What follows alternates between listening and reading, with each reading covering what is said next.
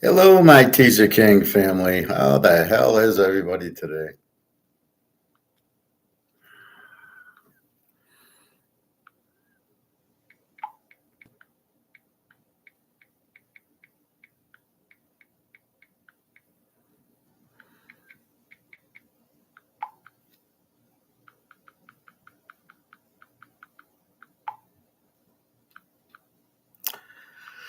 So, what's going on today?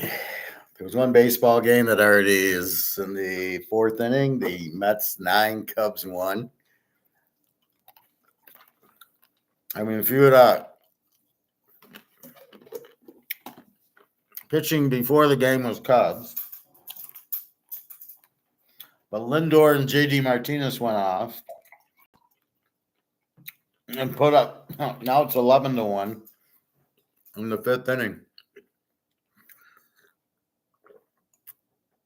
So much for earned run average, right? Look at this lineup. Let's talk a little bit about, how I like showing you the lineup. So take a look at this Mets lineup now as opposed to what it used to look like. We start off with Lindor.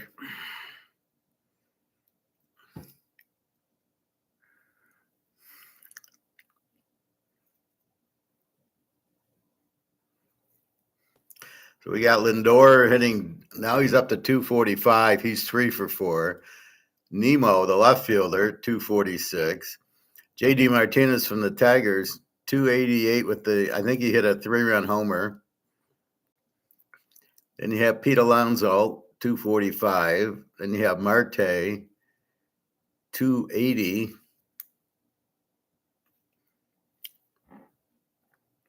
It's the phone from hell. Why is it so light?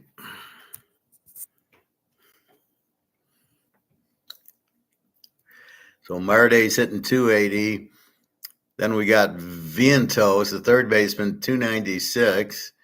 Alvarez, 274. Iglesias, the second baseman's hitting 433. And Bader, the center fielder, 265. Where's the under 200 hitters? This is the first team I've ever seen this year that doesn't have the 3 hitters hitting 190. Now let's look at the Cubbies, and we'll wonder why the score is 11-1. They start out with Horner, 242, Suzuki, 266, Bellinger, he's good, 269. Why the fuck would you bat Morel after Bellinger with a 195 average? And the funny part is they pitched to him. He's 2 for 2. What are they doing? Daria likes my pitcher. It's nice he's attracted to me. Morel's hitting 195. Then Happ, who's pretty good, 236. Wisdom, a first baseman, hitting 195. Why would you have a DH hitting 195? And that, let me get this.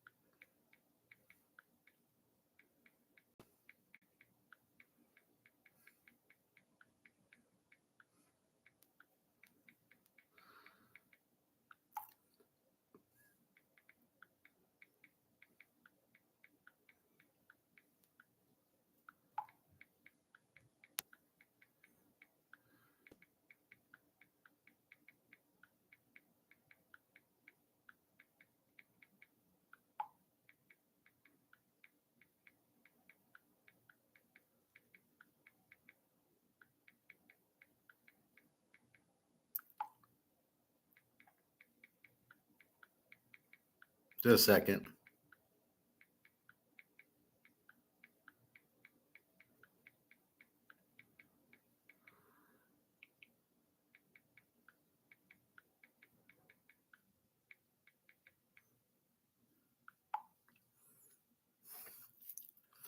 All right.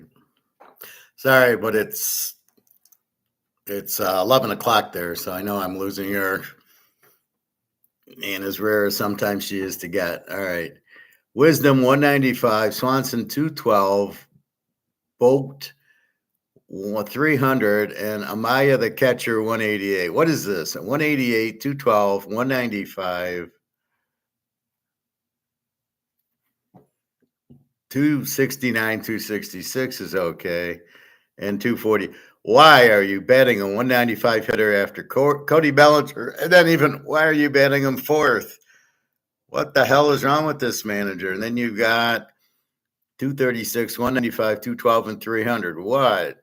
Oh my God. This is, what are you supposed to do as the Cubs manager? You got Cody Bellinger, and that's it. So, looking at the lineups, we understand why the Mets are now up 11-1. Unbelievable. 11-1 in the fifth inning.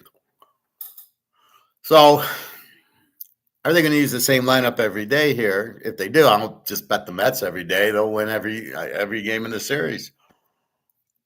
What is going on that they have 4 or 5 hitters hitting 210, 220, 218, and 2 or 3 180s, 190s? What you? Just a second.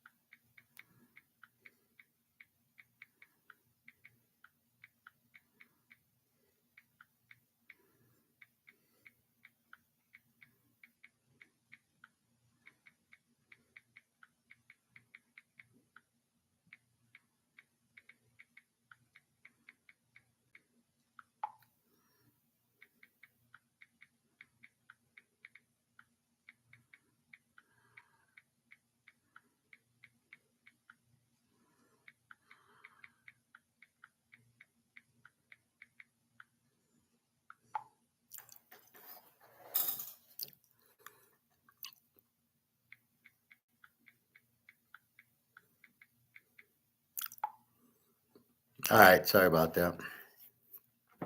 So I don't get the the whole let's have a bunch of guys who hit 180 and think that's a good thing. Oh, well, they walk a lot. Yeah, 11-1. So the 280, 290 hitters, 11. The 180 hitters who walk a lot, 1. Okay. All right. So let's quickly look at gold. Or did we already do it? Well, if we already did it, we'll do it again. Gold's on the downside of the derivative. And we have Mark McGwire, and his guest today was alligator. And I hit alligator pretty bad. He doesn't know what he's talking about. I nailed him on 2 or 3 issues that he's losing his mind, or he just doesn't know. He's a stockbroker pretending he's an economist, and he gets it wrong. And then he starts pitting on Austrian economist, and I take offense to that, as you will see when we get there. Hey, Greg and John. So we have gold at 23.22. You can see the big derivative at 23.69, all the way down to 23.18. That's all bullshit. That's all derivative. Now, Mark McGwire keeps saying it's over. They're not ring fenced anymore. And I'm like, yeah, it really looks over, Mark. So it's ending, but it's not ended. So the boat's sinking, the Titanic, but it hasn't sunk into the water yet. It's still there. Well, it's the derivative, but I got some good info for you. Well, silver's getting crushed too, but it's all bullshit. It's all derivatives. But it didn't go down as much. 23.69 to 23.18. It's back to 23.22. Let's see. My gal says.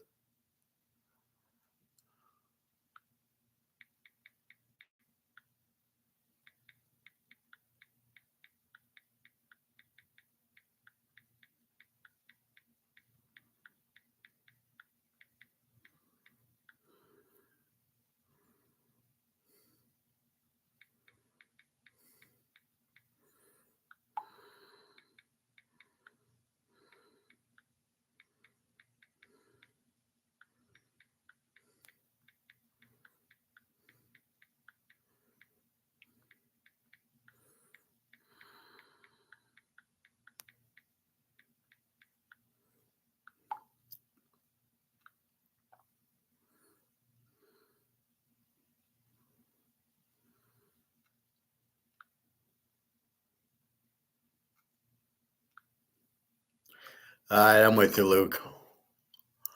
Up one day. Well, it's derivatives though, right? It's options. So when it goes up, what do? Eddie Murphy sells and then he buys. So he's selling.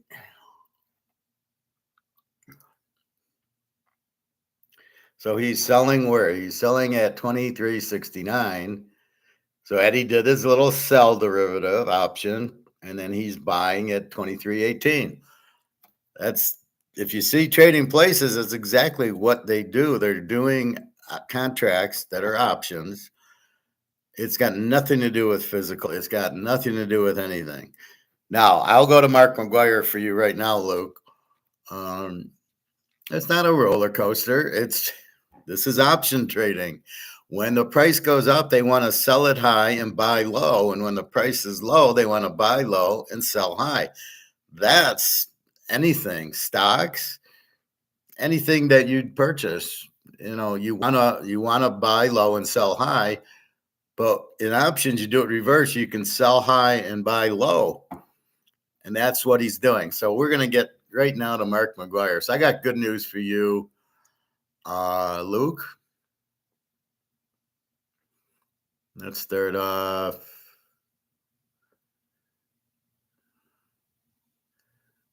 Let's start off about here.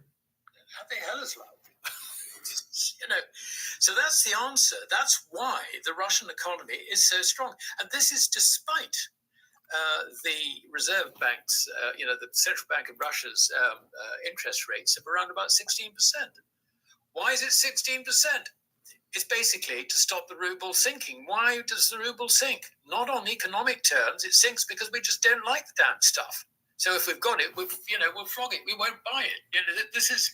It's faith. And this is a point I'm trying to get across to people who understand the difference between a fiat currency and one which is actually on a gold standard. We understand the fiat currency alligator. Depends on faith. That is the watchword, not quantity. So that does come into it. Of course, quantity, you idiot. But it's faith. I mean, if you're unfashionable, if you're out of fashion, you got a problem. Okay, first of all, it is quantity. If you overprint it, the value drops. Then it's trust. In God we trust is what I keep saying with the dollar. When the demand goes out and nobody wants it, it has no value. So he's trying to say that, but we'll give him a chance. And that's why 16% interest rates in Russia. They will go on a gold standard, of that I'm convinced. And when they do, just so that everybody understands what this means, it means that Russian institutions, Russian banks, Chinese banks, banks in the Middle East, and so on and so forth, can go into Western markets, buy gold where the lease rate is 2%, sell it to the Reserve Bank the Central Bank of Russia, where the return currently is 16%. And because it will be tied to gold, it's like being paid 16% in gold. That's the way in which you build reserves. That is the role of interest rates, not trying to manage an economy, which is always a disaster. So they are in a very strong position. And manipulated betting game.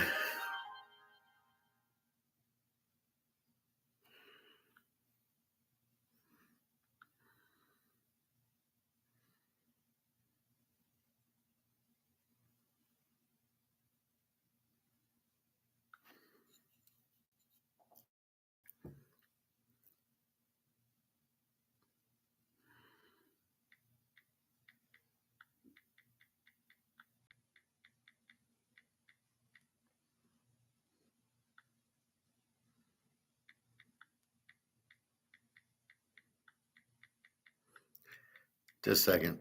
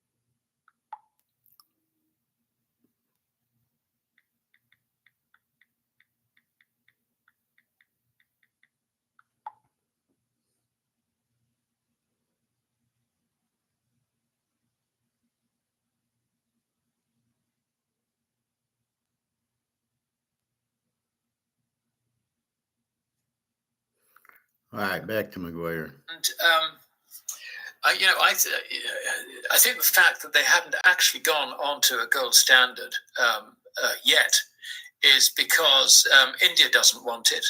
The Chinese have a different approach to this sort of thing. As far as they're concerned, they don't want to rock the boat. They don't want to be blamed for collapsing the West, and so on and so forth. But as soon as someone like Russia goes on a gold standard, we are toast. I mean, it's as simple as that. So, and they're also talking about this. I understand that the agenda for the BRICS meeting in Astana or wherever it calls itself back in October, the Russians are going to be putting, or they're going to attempt again to put the trade settlement currency backed by gold. Presumably, I mean, the word is a mixture of gold, 40% gold, 60% currencies. But they'd have to go onto a gold standard. I mean, this is the point everybody misses. So we could well have gold standards throughout Asia by October or shortly thereafter. This is an interesting situation. So how's that to start off? And that ends the game, Luke. They go gold standard October, and that's what they're pushing for, Russia and BRICS. Once that's it, there's no more manipulation because they're going to need a $10,000 gold price. And I think COMEX ends up blowing up anyway. Just a second.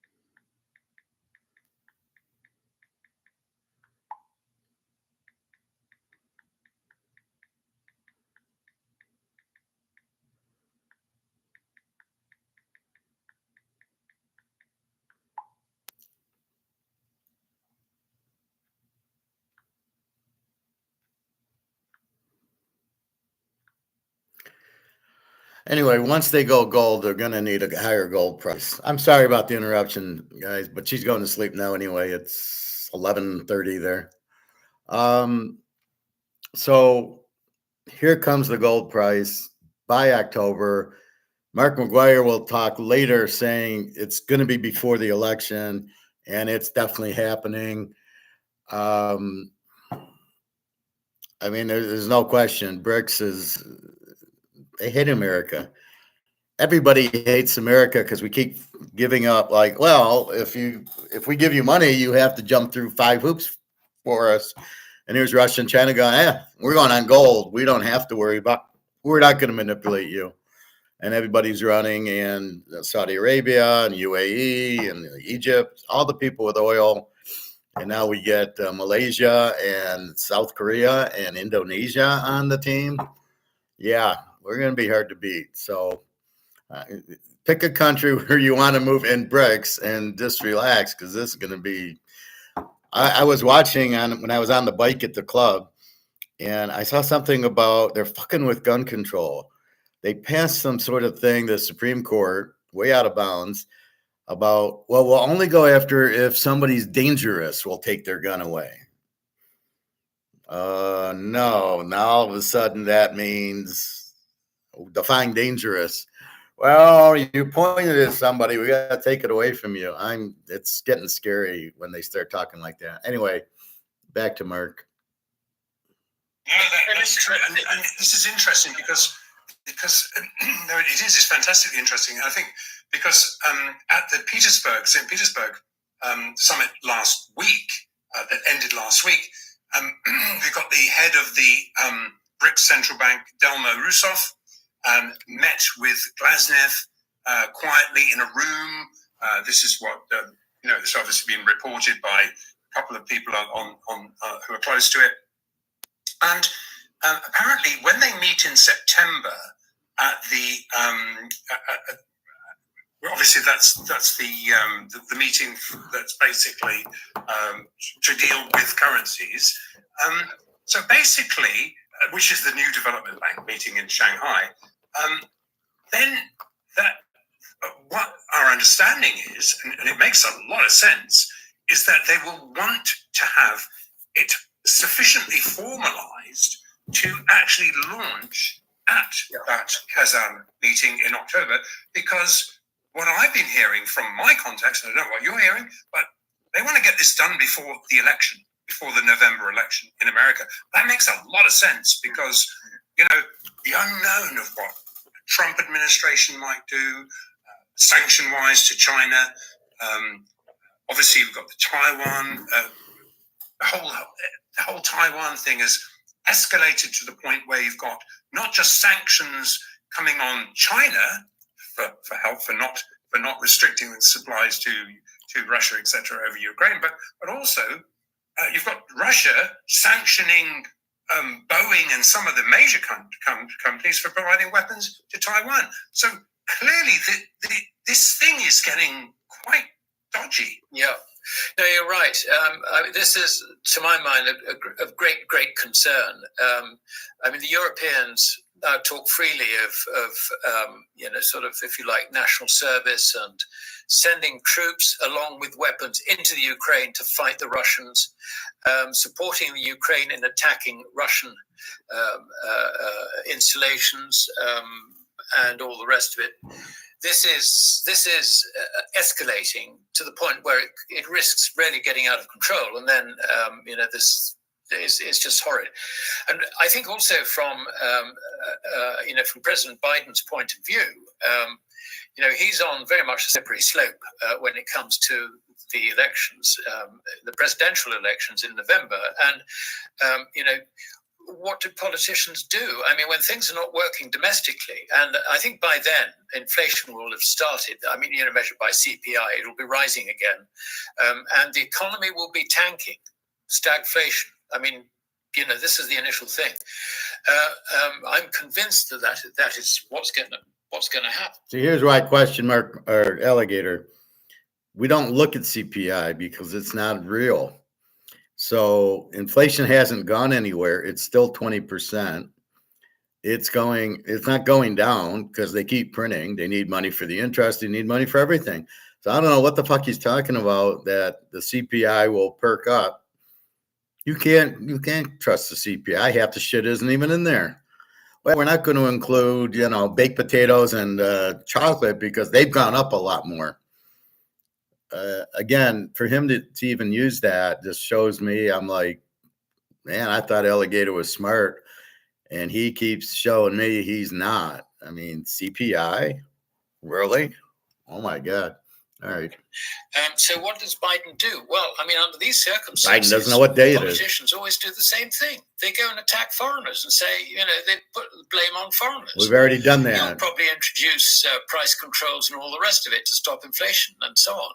We know this doesn't work. He knows it doesn't work, but it doesn't stop them doing it. So, the whole thing, when it comes to war with Russia and China and so on, I mean, I think we're only seeing the beginning of this escalation. This is going to continue, I think, and it's driven really by self-deception in the West. I mean, we're deceiving ourselves, for goodness sake. I mean, I don't know about you, Andy, but I look at the Telegraph every day, and the reporting in that is so mainstream, and it's obviously very much in line with the intelligence services, with Westminster as well as Whitehall, and this is really showing us that we've completely lost the plot when it comes to understanding the geopolitical situation. We're desperate. Americans are desperate. They don't want to lose the dollar's hegemony, but they are losing it, and this is going to destroy the dollar. I mean, people keep on telling me that interest rates have got to go easier and all the rest of it. I mean, I agree with that in a sense, if we had the opportunity. But the reality is that America is okay.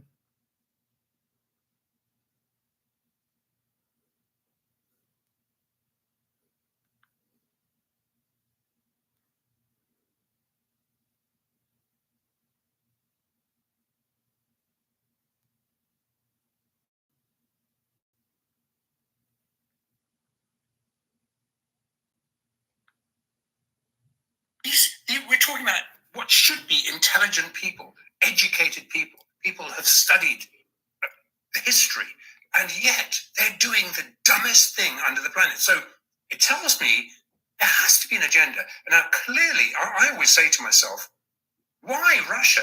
What is this obsession about taking down Russia, causing regime change, whatever they want to call it, taking it down?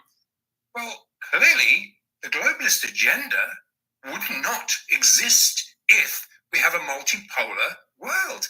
And without, you take Russia out of the equation, then you could probably deal with China. But to have those two powers, and as you say, one controlling vast energy reserve.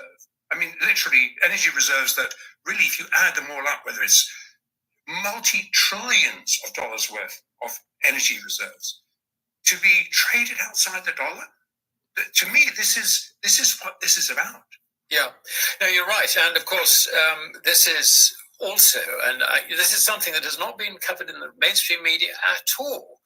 The end of the 50-year agreement whereby Kissinger and Nixon agreed with the Saudis to provide them with defense, security for the nation, in return for which all oil would be sold in dollars. That agreement was a 50-year agreement. It ended on the 9th of this month. And so we're in new territory. And we know that the Saudis have probably broken this already anyway, because they've been selling oil to China. As I understand it, the settlements have been in yuan, at least some of them anyway. So I think that this is actually a major point. I mean, the oil for dollars really was, if you like, the ground upon which the dollar has stood since 1974. That's now gone. This could well accelerate. It is very, very concerning. There is another aspect in this, and I'd be interested in your thoughts too, and that is the demand for gold. We've been talking about it migrating from west to east, and particularly China, which is the Hotel California for gold. It never gets out of there. This has accelerated to the point where it's driven gold prices to record highs. In the West, nobody's buying gold. I mean, ETFs are declining. I am. They're net sellers and have been. I think it's probably slowing down a bit. I mean, talking to people in the coin and bar industry, both in this country and also in America, business is moderate, let's say, rather than, we're just not buying it. Yet, when I look at China, I mean, household savings, 35% of GDP, that's $6 trillion. Where does it go? I mean, at the moment, property, rule that out. Stock market, unfashionable. It's basically going on bank deposit in banks, which also offer gold accounts. So, I can see that there is likely to be continuing and accelerating demand for gold. In other words, we probably haven't seen anything yet. I don't know. What's your view on this? Yeah, I know. We hear. No, just before here. So anytime you have high demand, price goes up. So kind of understand that, Luke. This is the paper derivative game you're watching. We're waiting for this physical game that BRICS is going to bring us in October, that all the Chinese are putting in their bank accounts, 75,000 tons of demand, and silver. Price is going up.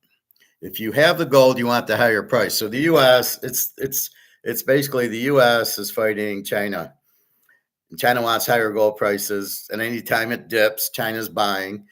And the U.S. wants to keep the gold price down because for some reason they think it affects the dollar, which I have no idea why. It makes no sense to me.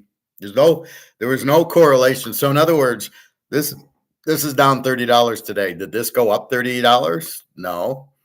Yesterday, this was up $30. Did this go down $30? There's no correlation. There's no way this goes up 30 and then down 30 and this moved at all. If anything, it went to zero, which is where it's at anyway. So I don't really get this whole bullshit, but as long as there's big demand, which it is, and all these new countries joining BRICS has to have gold, the gold price has to go to the moon. So you just got to focus on that, Luke. When the gold price, when all this buying happens, when this October meeting happens, and even in September, they might finally get it out. But that's Putin's goal, is to get it out for this October meeting to have a BRICS gold-backed currency. And it's going to be a hell of a lot more than 2400. It'll start with a 1 and end with at least 4 zeros. So that's what you got to focus on. Fuck, we know it's derivatives. We know that this is fantasy land. It's going up and it's going down and it's going up and it's going down because Eddie Murphy and Dan Aykroyd are buying and they're selling high and buying low. And the Duke and Dukes are buying high and selling low. So, I mean, that's it. So you should understand, not to get like, oh, why is it going down? You know why it's going down. It's a fucking derivative. It's a Ponzi scheme. It is not real. There's no real gold, physical gold price anyway. This is fantasy price, this 2300. So the physical price has to be 10 times higher because they're controlling a lot of paper gold with the derivative. So they'll have 1,000 and they're controlling 100,000 ounces. And it's going down. Well, get rid of the 100,000 because they don't have it. Just focus on the physical, and it's just going to go through the moon. Okay, let's listen to Mark McGwire. And I know you've commented on this, Alistair, because you're right at the front of all of this stuff too.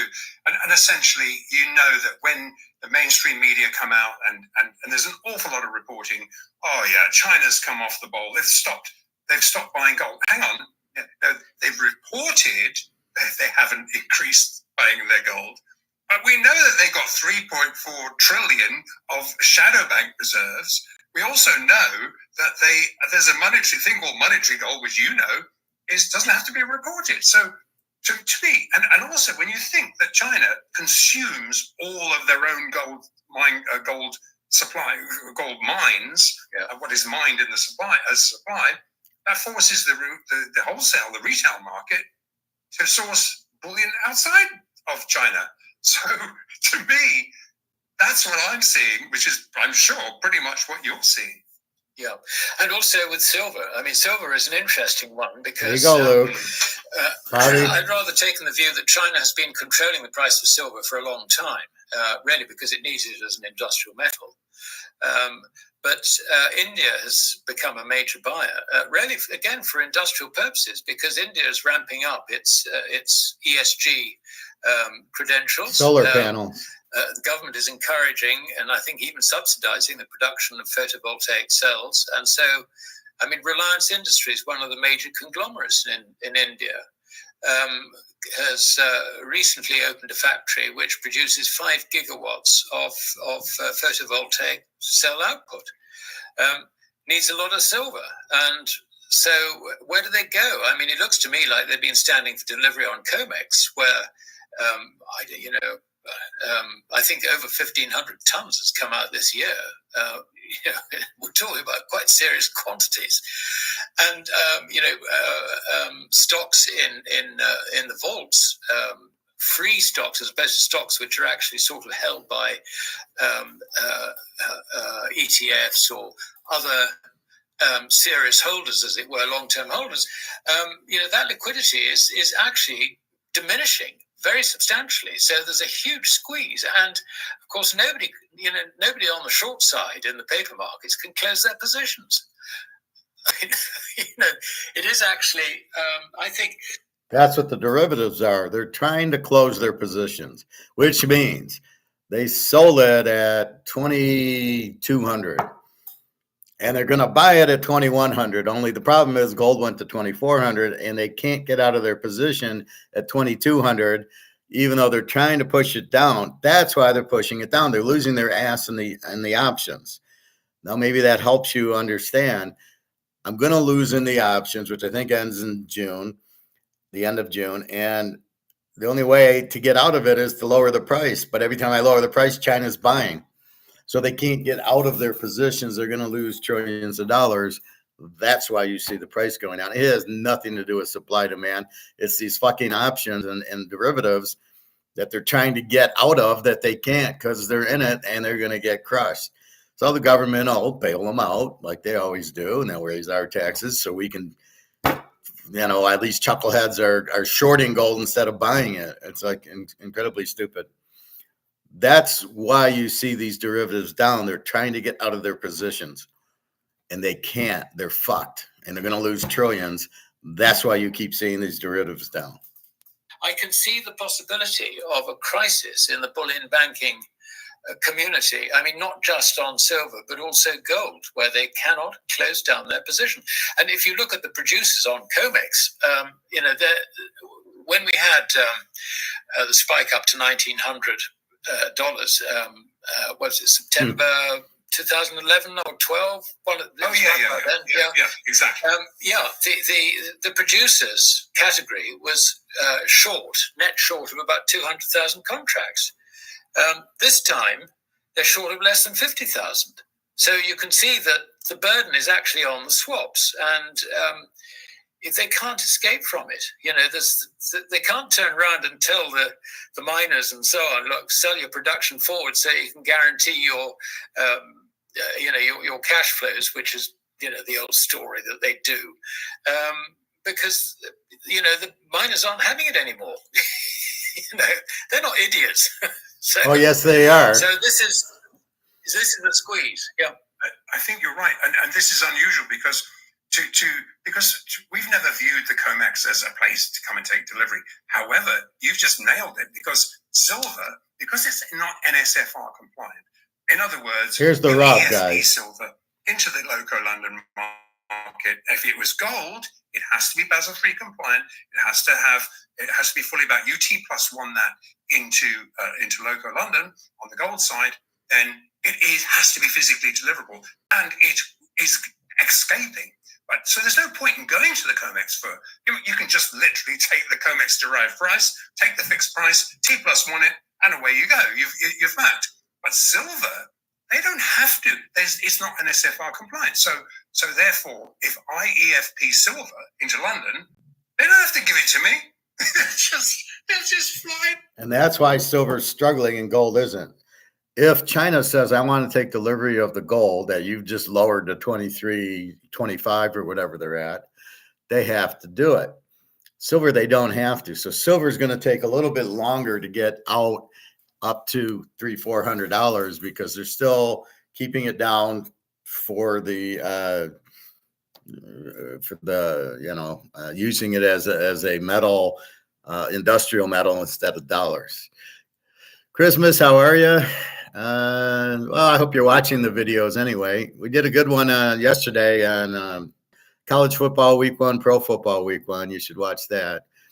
Go to the moon. October will be BRICS, maybe September. BRICS will be announcing it and getting it out there, the gold-backed currency. That'll blow up everything right there. Everyone's selling his gold. Now, I never sell my gold, and especially not for Drake May cards. The Draker, will Drake May play 5 minutes this year? That's the over-under I got. All right, where are we at here? All right.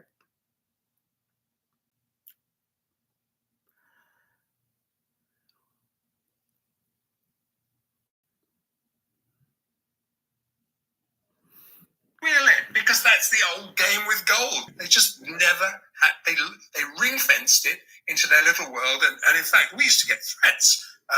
UBS, this is some years back, but UBS said, you order any more silver, we'll blacklist you. And it wasn't just us, they were going to blacklist Julius Baer. And it's like, hang on a minute. Julius Irving? This ring fence. So you're right. So they do go to the COMEX because you can physically delivery there, and you can fly it out relatively cheaply. Yeah. It's and it's. I mean, this is what the 4th year of a deficit in supply over demand. Yeah. I mean, this is not a new story, but I think it's reaching its climax. Is really what it boils down to. So Shane will be pleased. If I remember correctly, he's a silver man. He just lives and breathes silver. He doesn't want to talk about anything but silver. So you will be pleased. Yeah. So how are you seeing the trading in London?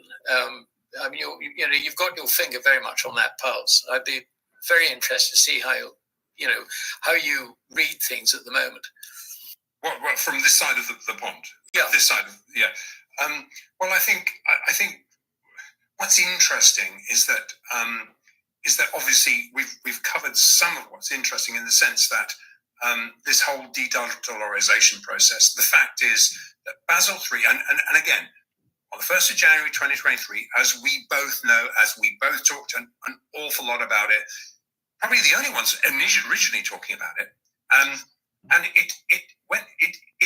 what it did was actually create gold as a first-tier asset that equally, in fact, more than equally, it competes with US Treasuries. It's a first-tier asset class. But when you compare the two, one is full of counterparty risk. The other one, in its physical form, owes nothing. It's all the energy that was ever put into those bars that represent that, are in it. So therefore, it cannot be debased. And I think we're seeing to answer your question, whereas people said, "Oh, well, look, the market's still being manipulated." Luke. No. It's actually reached a point Listening, where the physical Luke. markets are, as you said, being settled outside of this ring fence. Now, gold in particular, because it was T+1, it's become T+1 deliverable as of last week, is literally flying out. And so every first-tier bank, and I've got a good friend at Goldman. I know that there's some various people that we talk about. We have coffees and stuff, and he says, "Well, there isn't any of a first-tier bank that isn't long gold for their own book," and so they know something. And yes, they may act as agent for the Fed because they're guaranteed by the Fed, so they do play these games. But it enriches them because they end up picking up. They know exactly where to pick it up. So the game is really, to me, it's done. As far as the manipulation, it's done. And that's what most people fear. They keep saying, "Yeah, when's the next smash coming?" Hang on, you're not settling it in the ring fence anymore. It's being settled outside the ring fence. So that's what I'm seeing. Okay, so he must mean it starts after today because it dropped $30, but that's what he's saying. It's the manipulation of the gold over. So when is it over? It's over today, but yet we see it being derivative down, which is why we're kind of like, but it's still happening, Mark. So let's just say, Luke, it's going to take a little bit longer before it finally is over, but it's ending. It's this far from being over. And that's when you'll stop worrying about it going down. It's just because nobody in their right mind selling it. He just said all the banks are long, which means they're all saying gold's going to go up. We know we got the demand in China and all the people in China buying gold and silver in their bank accounts because they won't play the stock market because it's crooked, and they won't play housing because it's already blown up. There's nothing left for them. So they are all buying gold and silver, all the Chinese, the 1.5 billion Chinese people. So you have plenty of demand, which raises prices, right? What do I tell you? If there's demand for this card, if there's more than 50, because there's a 50 count, the price goes up. Let's say there's 100. If the price goes, if there's more than 50 people, now I own the card, now I sell it. The people who demand this, who don't have it, will pay more because I can put it out at a higher price. Or to your point, to your brother's point, all the people that want these tickets to Michigan, Ohio State, he can only sell them at a higher price because there's demand for it. He can only get 2,400 or whatever he was getting because there's demand for the game. So let's take it to gold. Now you got demand for gold. We get rid of this comex price because it's not made for delivery. It's really a bullshit derivative system set up by JP Morgan to make money on the derivatives. And it was all fixed. So Eddie Murphy would sell it, and then he would buy it, and then it would go up, and then he'd sell it. And this is how they're making money, is this bullshit. That's not free market. This is free market. So what we're trying to get is a physical price. We have the demand. Once we get this price, you're looking at 10,000 without breaking a sweat. We got to get silver out of the comex, and that's going to take a little bit. And then we got to get that to a physical price. Once we get that to a physical price, you'll see $2,000 silver. A little bit longer wait there, but we don't care. We're looking at our gold going, yeah, let's see that go. So that's what we're looking at. Waiting for many years, feel like Groundhog Day. Well, yeah, but you can hear it's ending, right? You didn't have bricks before. You didn't have all the Chinese people buying it. And COMEX is breaking apart because now it's a tier 1 supplier. Basel 3, you have to deliver the gold on a see, it was always, COMEX was never a delivery system. It was just an option system. Now they're buying it, and they're buying it on COMEX, or they're buying it outside the ring fence, as he says. Whoever has the fucking gold, they're buying it from. And the central banks need it. Every bank is long, central bank and regular bank. So Groundhog Day is different now. Understand what you're saying, but look at the variables have changed, right? You also said the Titanic can't sink. It hit an iceberg, and but the Titanic can't sink as the boat's going down the Atlantic. So variables change. You never thought the Steelers in the 70s would ever lose, and then here came Joe Montana. You didn't think they'd lose. Well, Joe Montana retired. For the Steelers, Franco Harris retired, Mike Wagner, Joe Green, and then they fell apart. And it happens all the time. Brady's gone. New England sucks. The variables always change. That's why you can't do mathematics to try to figure out football games. It doesn't work. Too many variables. But you got to understand that there's too many variables. So what you see here is things are changing. Tier 1 asset, Basel 3, they have to settle in one day. China, Russia are buying gold. They have 100,000 ounces. So now it's not the same as it's been 10 years ago. So what you're looking at for the last 10 years is a whole new ball game now.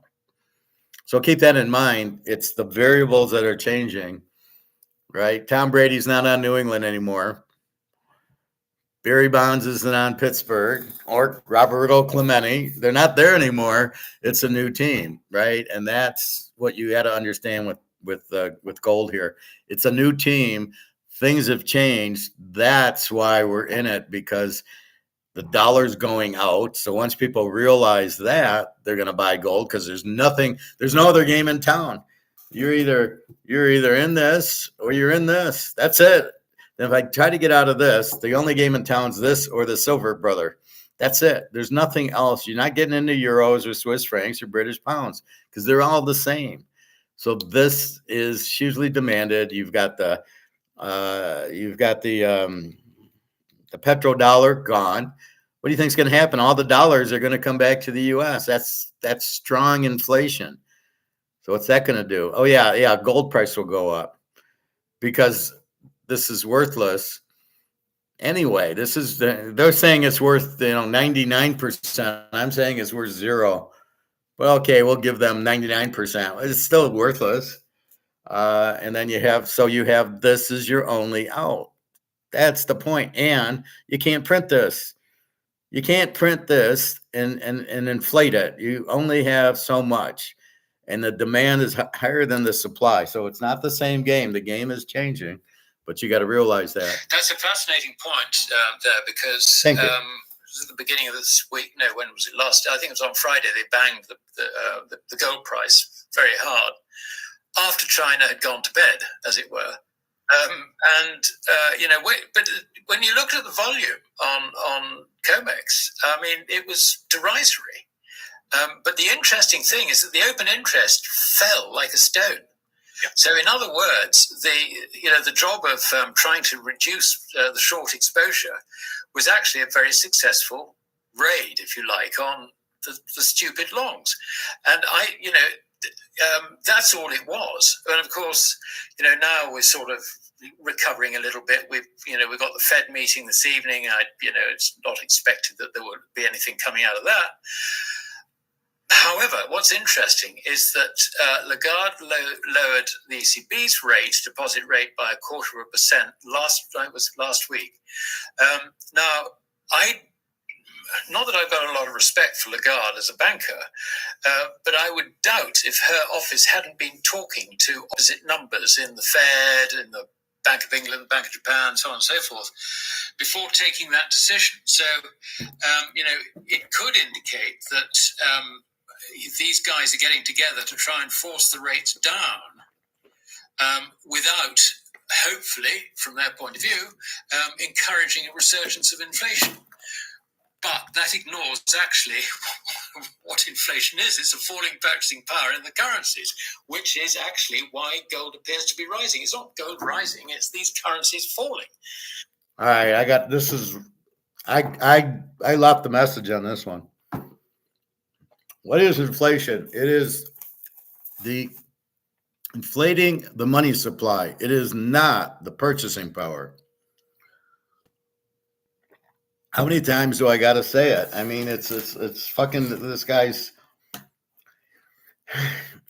It's an increase you're inflating the money supply, hence the term inflation. The effect is the purchasing power drops, which means you need more dollars to buy things.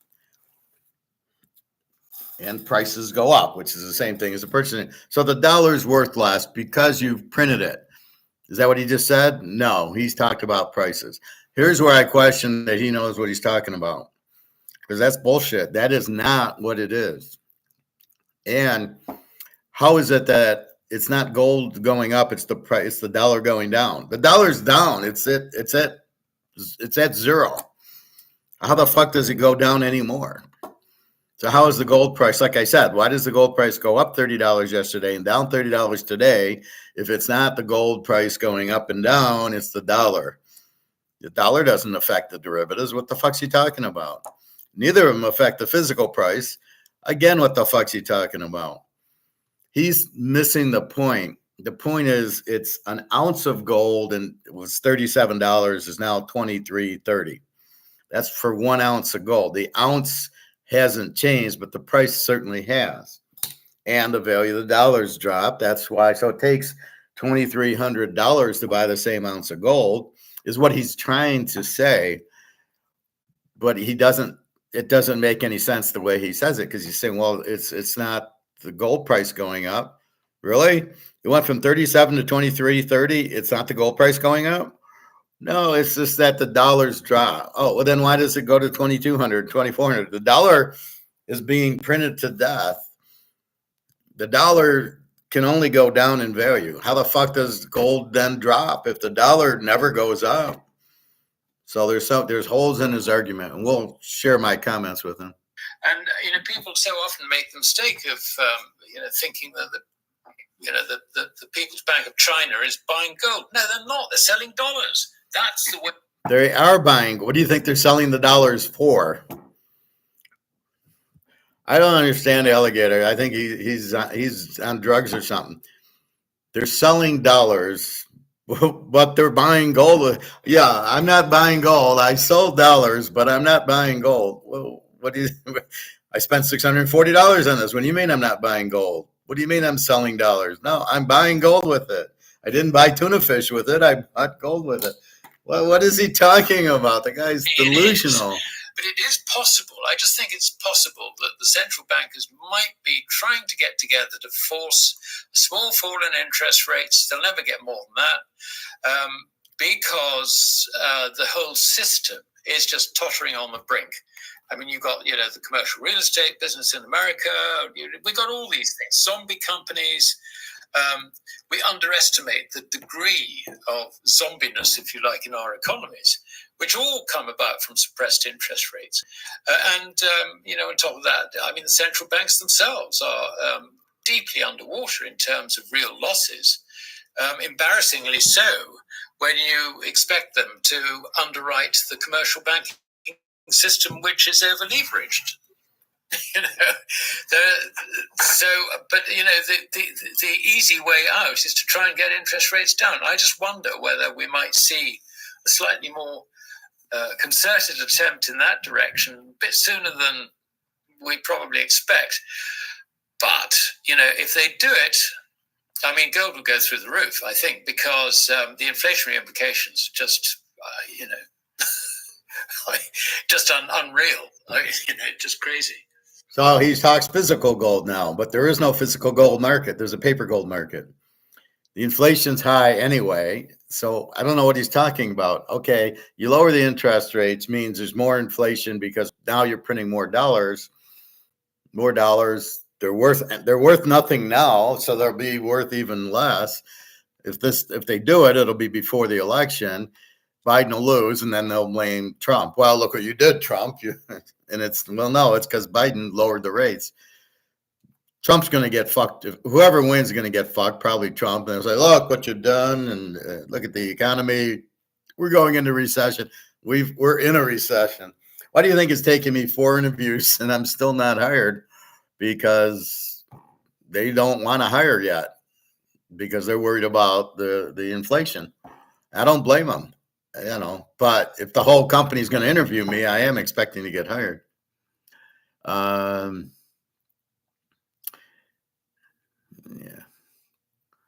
Anyway, yeah, I mean but that's what we have. And I know it's frustrating, Luke. You've been doing it for a while. Obviously, if we could take the DeLorean back in time, we'd first stop in 1952 and get all the mantle cards and put them in plastic so they'd be gem mint and they'd be worth $20 million a piece.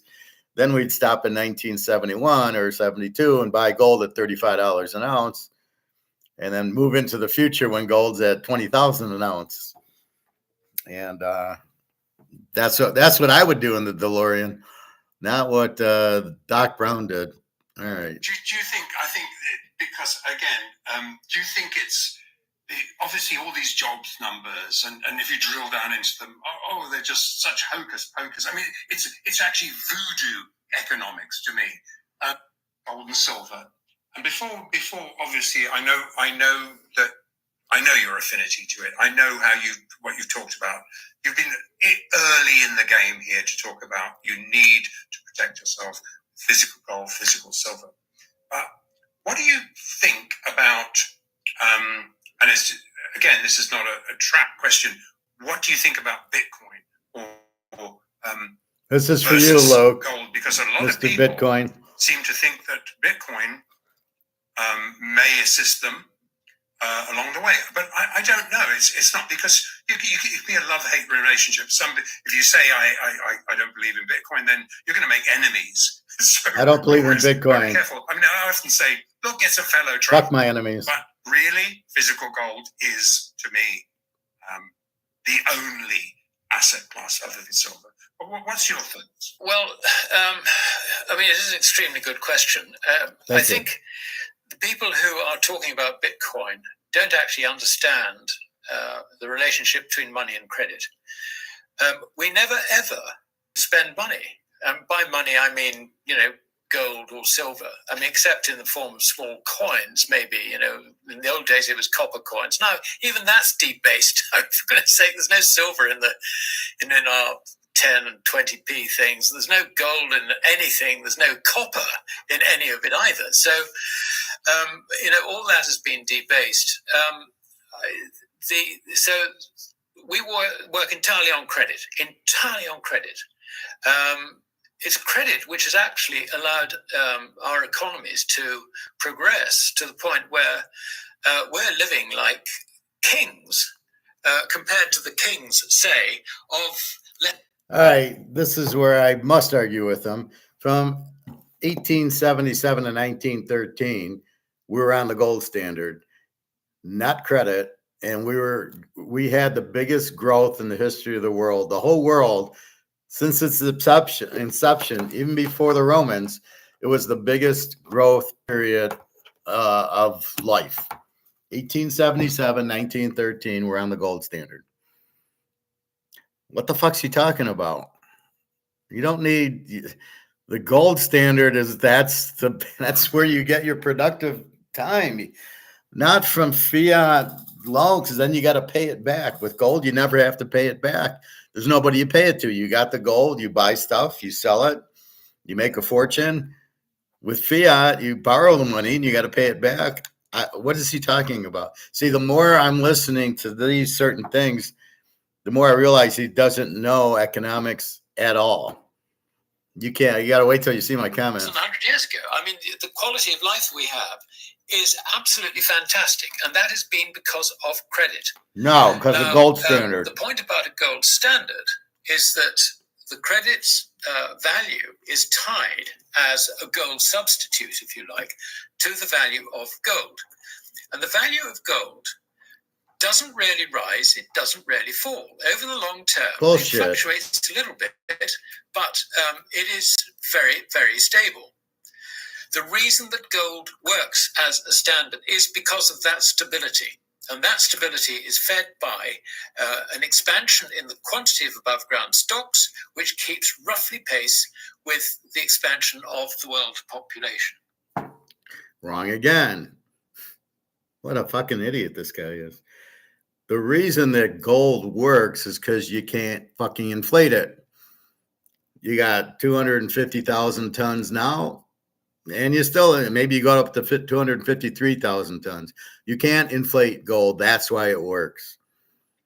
That's why the dollar goes out, because you now have 150 trillion of these things. There's no value in it. That's why this doesn't work, because you print it to death. This works because you can't. That's why this has been around since the Romans, because you can't fuck with this. You can't print it. You dig it out of the ground. That's all you got. Very limited. And everybody knows gold you can't lose with gold. It's a lock. What is he talking about? This guy's fucking, this is a stockbroker trying to sound like an economist. So that is the way it works. Now we talk about Bitcoin, which has got a hard stop on it. How do we trust this guy 21, now? 22 million units. And quite clearly, that will not work as a standard for credit. I mean, can you imagine, let's say you have this wonderful idea, you're going to build a shoe factory because, you know your business, you know the shoe market, you know what people are likely to want in, say, 3 years' time, which is how long it will take you to put the factory together with all the machinery, the skills, the expertise, the management team, whole caboodle, okay? I mean, 3 years. Actually, it's probably more like 10 nowadays with all these bloody regulations. But anyway, let's assume it's 3 years. Okay, if Bitcoin is the standard against which you will borrow the credit from the bank, what certainty do you have in the economic calculation for, so at the end of the day, you can calculate, what the value of the final product will be, measured in Bitcoin substitutes, okay? What's the value going to be? It's going to be up, down, sideways. There's no stability there. You can't make that calculation. If, with this hard stop, over time, obviously, any expansion in the economy would mean that the value of those Bitcoin would rise, and with it, the cost of repaying your loan. Or even if you've got your Bitcoin, or whatever, if you have the credit in order to do it already, then you're looking at a situation where you're looking at return on capital. You're not going to get a return on capital. It's going to be a negative return. In other words, it does not work. It really does not work. There is a further problem. Okay, basically, it's the same thing as money. Bitcoin's not backed by anything. It's fiat, just like this, which is what my point about Bitcoin is. When the dollar goes out, what's the value of Bitcoin? It ain't this. If Bitcoin was backed by gold, it would take on the value of gold. But Bitcoin's not backed by gold. It's not backed by anything. It's the exact same thing as this. I don't know what he's doing with this dog and pony show. There's no difference between the fiat, which is not backed by anything, which is toilet paper, and Bitcoin, which is not backed by anything. The fact there's 21 million Bitcoins However, they don't actually have the coin, so it's just digital bullshit. You got 21 million toilet papers versus 150 trillion toilet papers, but it's not backed by anything. So how do you get value in Bitcoin? Again, over his head. Yeah, this is disappointing. This, and this is a legal problem. The Romans actually set out the law about, if you like, the difference between something which is, a mutuum and something which is a deposit. And basically, the way it works in English law, I'll say in English law, and I think it's true in all other laws as well, is that if you have, let us say, a work of art on your wall, someone steals it, and you can identify that work of art. Someone bought it off the thieves or bought it through an auction, not knowing it had been stolen. It's still your property, and there is absolutely no compensation whatsoever. I mean, this is the basis in which Jewish families who were robbed by the Nazis in the Second World War have been recovering their art, and possessions. Now, money is different. Somebody, let's say, steals your wallet, and your wallet's full of lovely notes and all the rest of it. You take that wallet down to a shop and goes and buys cigarettes, booze, whatever with it. You have no right of action to recover your notes from the shopkeeper, okay? Now, you would think that Bitcoin acts as money, but there's a big question here. It's actually identified, every bit of it is identified as if it was a work of art by the blockchain. We know what the ownership of that is. We know the history of ownership. Right, let me put an idea to you. Let us assume that the Bitcoin which you bought through an exchange was previously owned by someone who, as far as some government was concerned, acquired it through, by stealing it, or the proceeds of crime, or tax evasion, or whatever, and then comes and claims that off you. Now you've really got no alternative but to submit those back. And the question then is, would you get compensation or not? I think probably the answer is not, because of the legal precedents. Anyway, it's not something I would like to put to the test. So that's my view on Bitcoin. It doesn't work practically. Yeah, it's not backed by anything.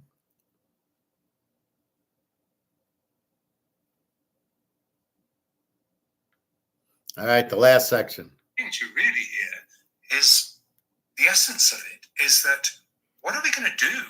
We've just outlined a lot of issues here, and it could end up in a world war. We don't know what's going to happen, and none of us know this, but we can take steps. So we can take responsibility for ourselves.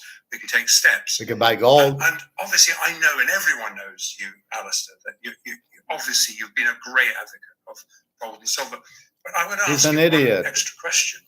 At this point in time, excuse me, with silver so deeply undervalued, below its all-time highs, etc., and in a supply deficit, and you've just explained a huge upsurge in demand for this product, would you actually weight silver a little more against gold at this point? Nope.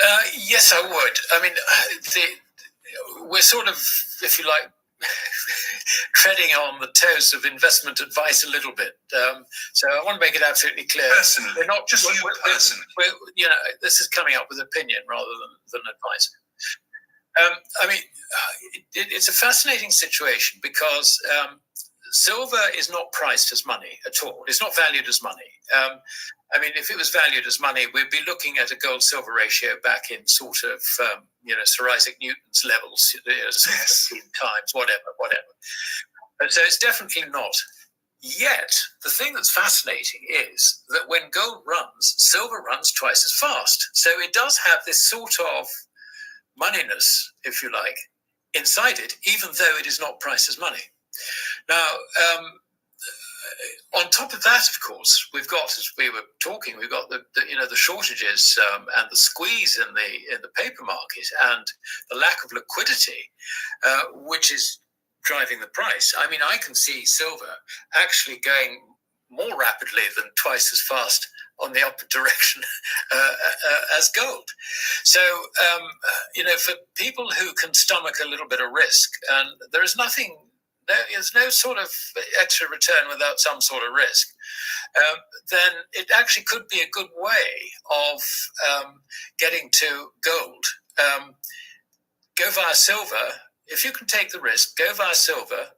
I would expect to see silver outpace gold, certainly until you get the silver gold ratio down to somewhere between 30 and 50. I can't be more precise. So he's talking about percentage, not dollars.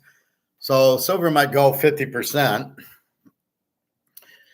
where gold goes 2%, but gold goes up $100, silver goes up 45 cents. So what he's saying is that the silver price percent-wise will go up, but we know the gold goes up $50, $100, silver goes up, cents. That's what he's talking about by percentage.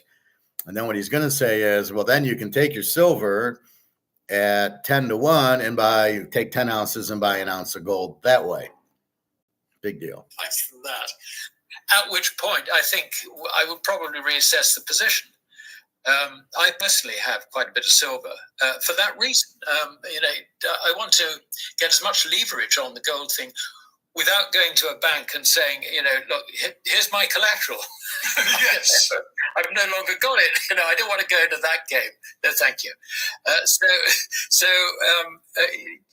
I really do think that silver has a role to play here. And in the very, very short term, there is no doubt that this ESG rubbish is creating enormous demand for silver. There is no supply there. And on those grounds alone, it's going to drive silver a lot higher. And it's going to break the market. So this is something actually I'd be very interested in your view, Andy.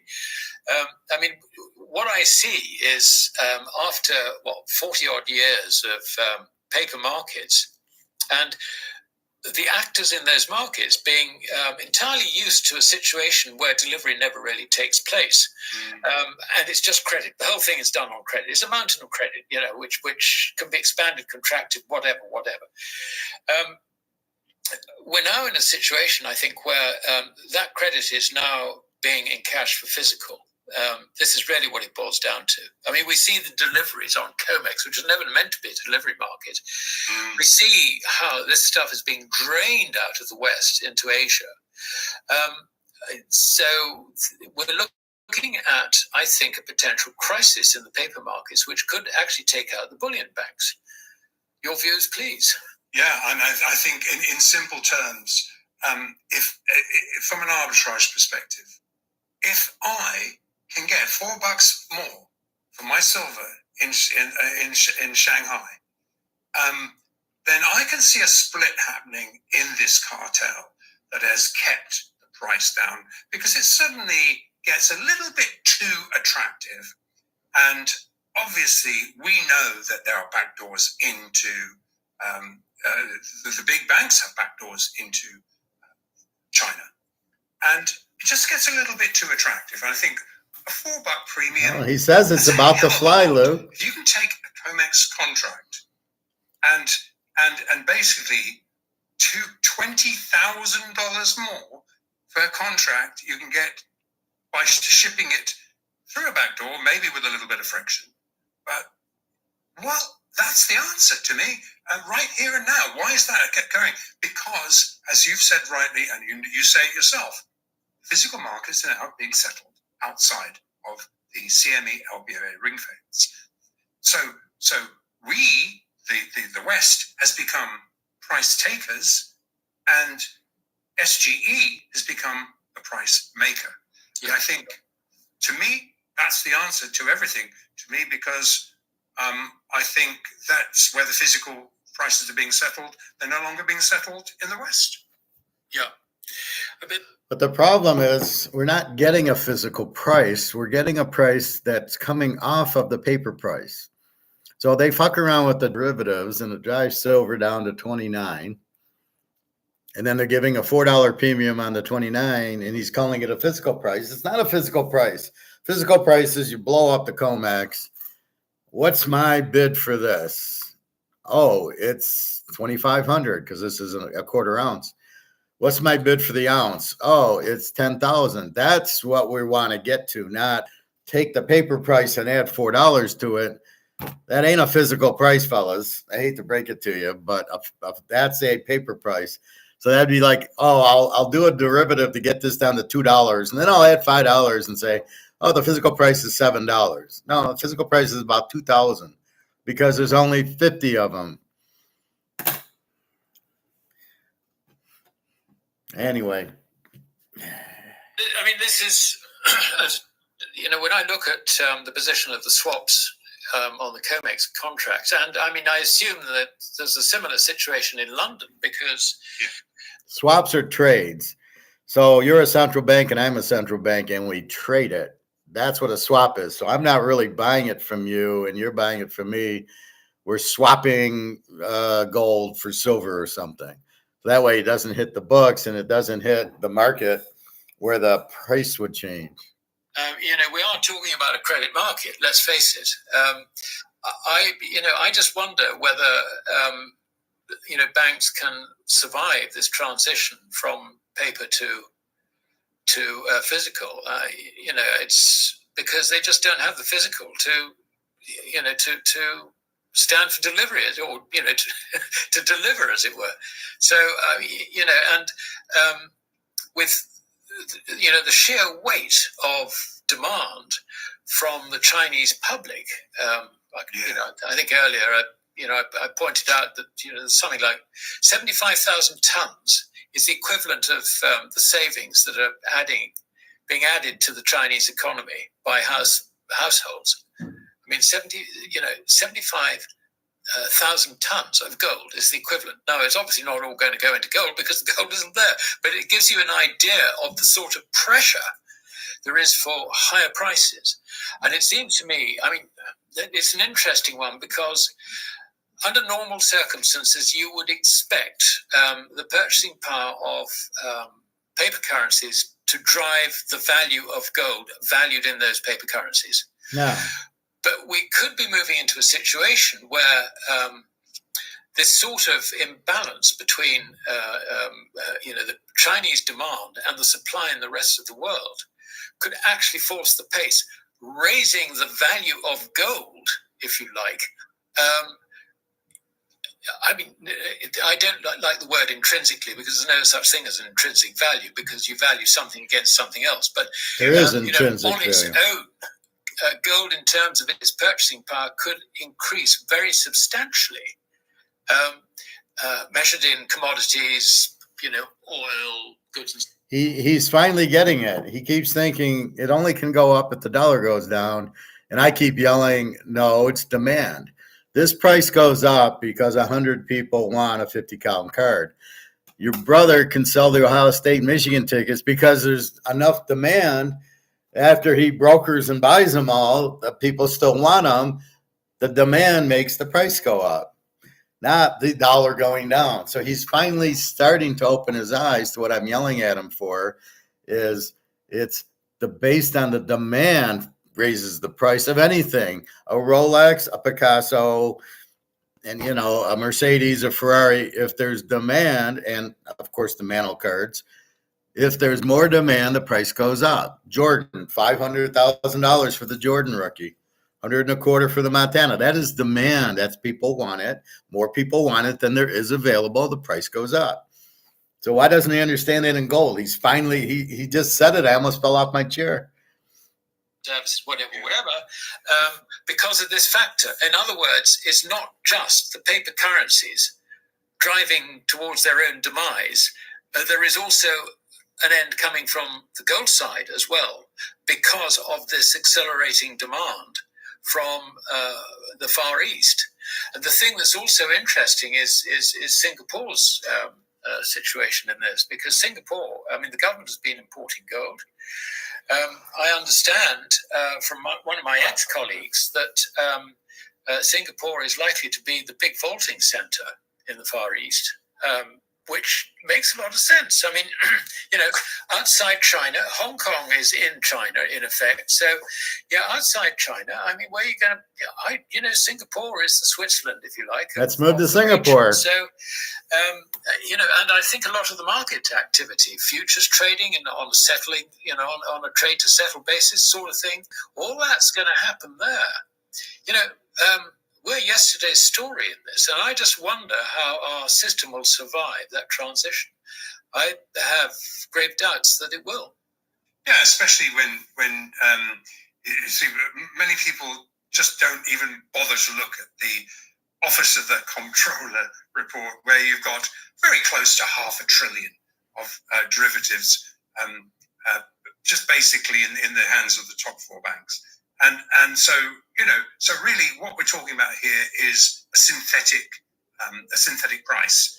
And I think this is something that I drew when Andrew Bailey was the head of the FCA. We actually in July 19th, I think it was, of 2019, we had read out in Parliament.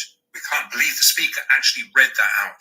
But we actually read out, we got Jeremy Lafoy, the Member of Parliament, to actually read out the concerns to the Treasury. What do you realise that there's this huge position, a derivative position, and one in particular he raised was the ability to roll 14-day forwards ad infinitum without reporting them. So the close to $500 billion of the OCC report doesn't even count for what's being incessantly rolled. And what was interesting, we had meetings with the Bank of England, with the head of the FCA then, Andrew Bailey, the Treasury, it went to the DOJ, it went to CFTC. Nothing happened. Clearly, nothing's happened because this position still exists. Yeah. No, that's true. And this is interesting because no, it is. It's fantastically interesting. I think because at the St. Petersburg, to be the big vaulting centre in the Far East, which makes a lot of sense. I mean, I don't know what outside happened China, Hong Kong is in China in effect. So, outside China, I mean, where are you going to? Singapore is the Switzerland, if you like, of the region. So, sorry, but I and I think a lot of the market activity, futures trading and on settling, on a trade to settle basis sort of thing, all that's going to happen there. We're yesterday's story in this, and I just wonder how our system will survive that transition.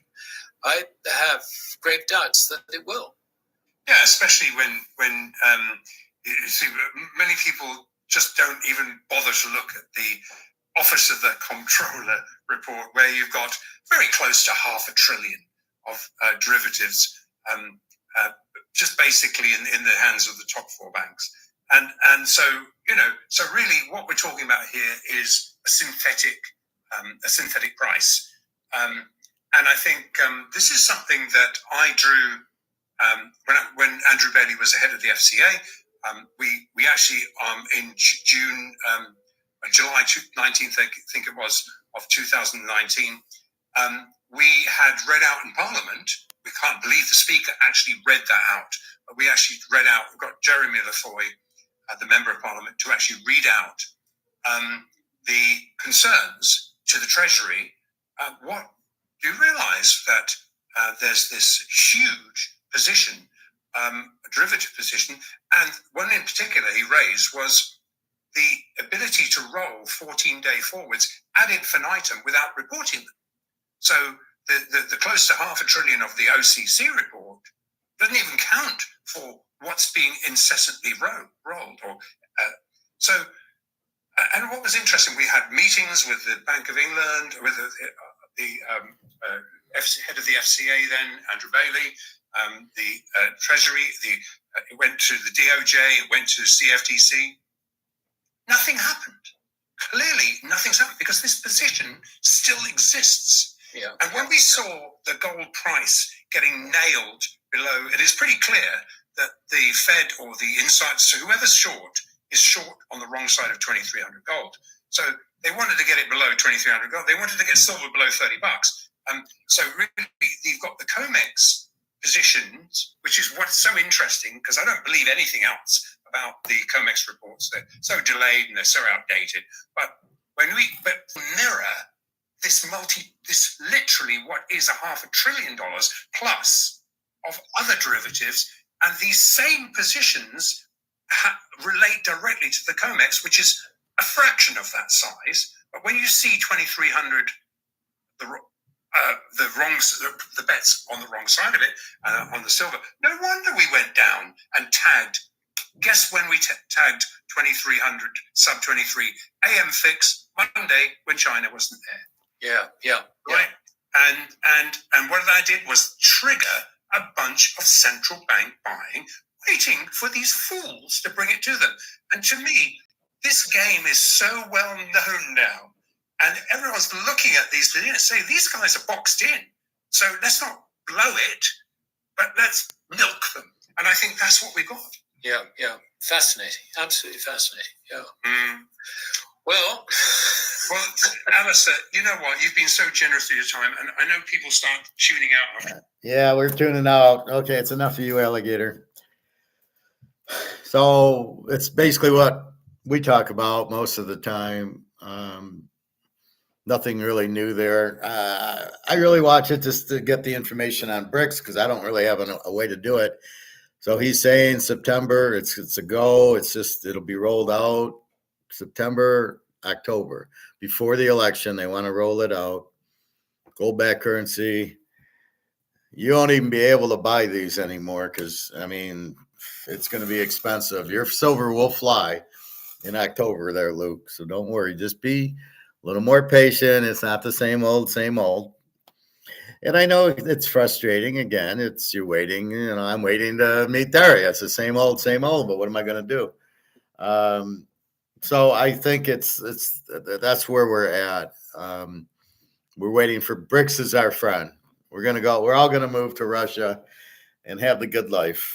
Low taxes, a lot of caviar. Anyway, so I watched that. It's an hour long. But now I want you to read my comments. I was pretty pissed.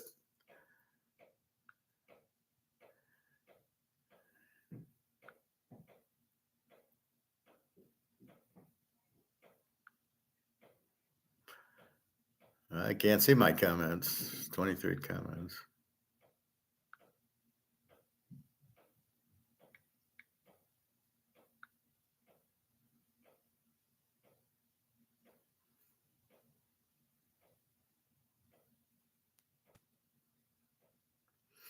I don't know. I can't get to the comments.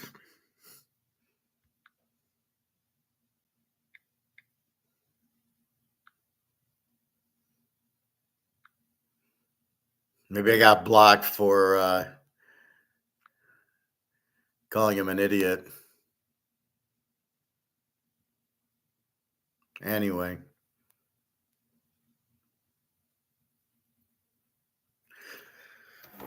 Well, basically what I said is he doesn't know what he's talking about because the comex is paper and inflation is the inflating of the money supply, not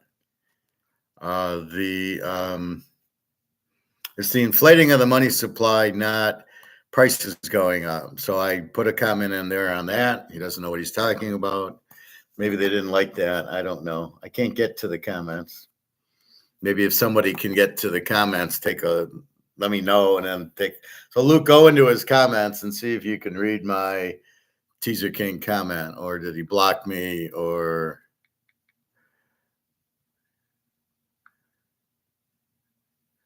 because I can't get into it. So anyway, who gives a shit? So that's why I do it. So it's all positive for BRICS and all positive The dollar's collapsing, as they're saying. Now, he doesn't get that either. He says the banks might not survive. All the banks have to do is go to a gold-backed system. I mean, it's so simple. This is the medium of exchange, and it's not backed by anything. So all you have to do is back it by gold, and the system's fine. That's what the BRICS are doing. The ruble's falling apart. All these are falling apart. Oh, we'll back it by gold, and everything's better. So why don't we back it by gold? Oh, yeah, we don't have any gold. All right. So that is my Mark McGwire alligator moment. Let's go to baseball. Well, let's check the gold price. No. It's 23.20. So that's the low is 23.18, 23.20. All the derivative. That's all it is. 23.20. Silver 29.50. See, it's just see, how Mark McGwire can sit there and say it's done. It's not being fixed anymore. He's out of his mind. Nothing looks any different here, Mark. I don't know what he's talking about. All right, let's go to a normal thing. Let's go to baseball.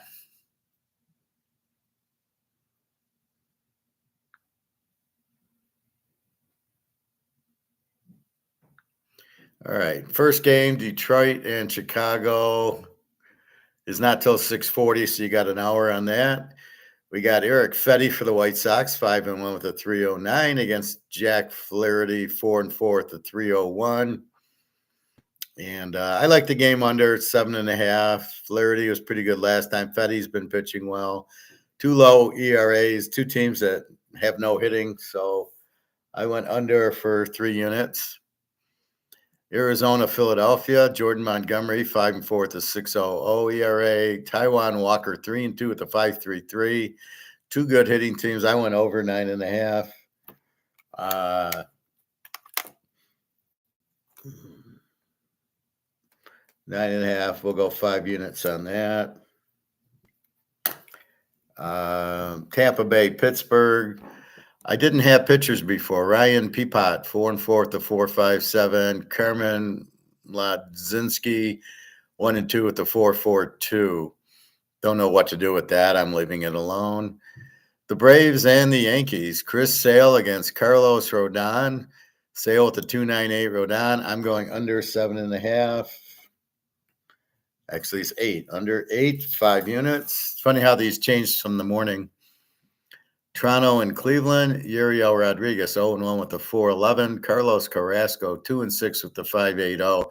Should be an over game. I didn't play it. Toronto, Cleveland. I just let it go. Again, it's too hard because of the you don't know what the ERA. I mean, when you get bad pitching, like this one guy, Rodriguez for Toronto, is 0-1 with the 4.11. The other guy's 2-6 with the 5.80. You just don't know what you're getting. They could throw shutouts. I'm seeing enough of these terrible pitchers throwing a shutout, and then that's it. So I'm going to leave that alone. Boston, Cincinnati. I left this alone. Again, Cutter Crawford, 3-6 with the 3.54. Andrew Abbott, 5-6 with the 3.42. Probably an over. Yeah, let's go over there. So Boston over 9. We'll go 5 units. Crawford's been pitching bad. Abbott, I don't know. 5-6 at 3.40. This should 9 runs. Seattle, Miami, George Kirby, 6-5 with a 3.54. Trevor Rogers, 1-8 with the 5.09.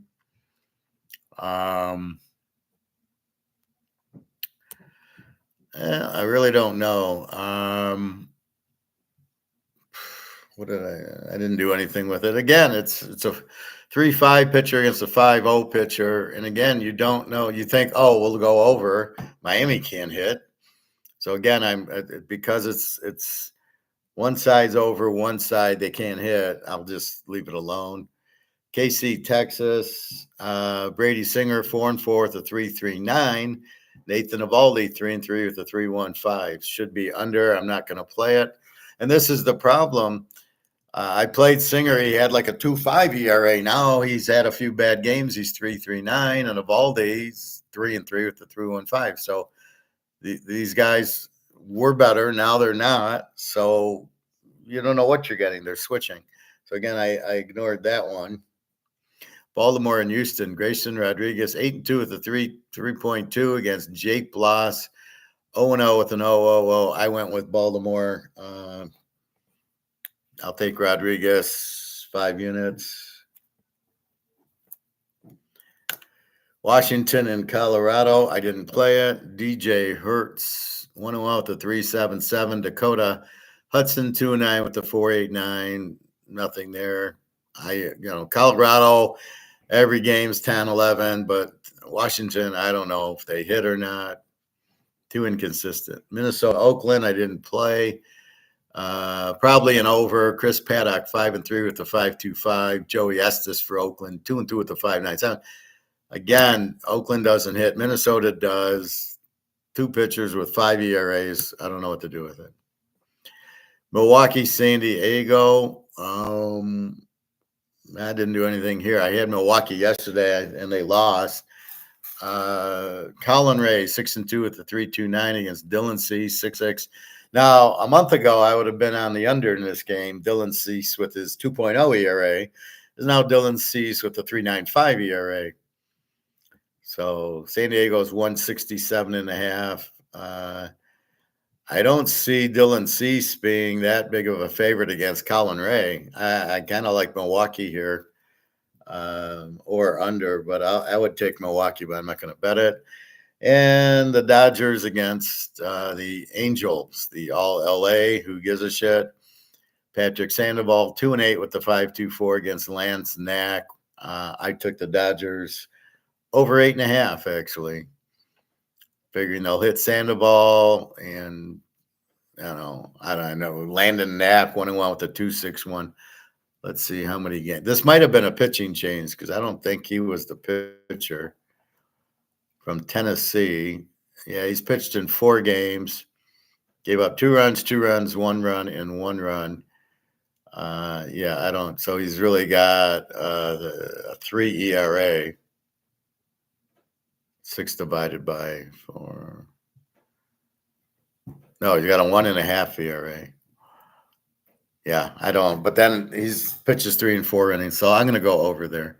And the Mets defeated the Cubs 11-1, which makes no sense. Shota and Magnanagda is now 7-2 with a 2.96. Was a 1.89 before.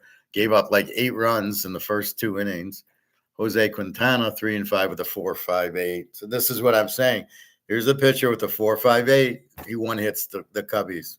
And the Cubbies have been scoring, 10, 11 runs against the 49ers at home. Here come the Mets. This is a shitty pitcher, and they get 1 run. Again, you would think the guy with the 2.96 ERA would give up the run, and the 4.58 would give up the 11. And that's what makes baseball so fucking ridiculous. All right, so let's recap. We're taking Detroit under 7.5 for 3 units because we can't trust Detroit. Philly over 9, 5 units. We've got Atlanta under 8. Chris Sale going 5 units. Baltimore 5 units. The Dodgers against the Angels will go over 8.5, and Boston over 9 for 5 units. Those are your plays. Yesterday I went 1-1. Had the 49ers over 9. They scored 13, and Milwaukee to beat somebody, and they lost. Bastards. Who's Milwaukee playing? The 49ers, I think.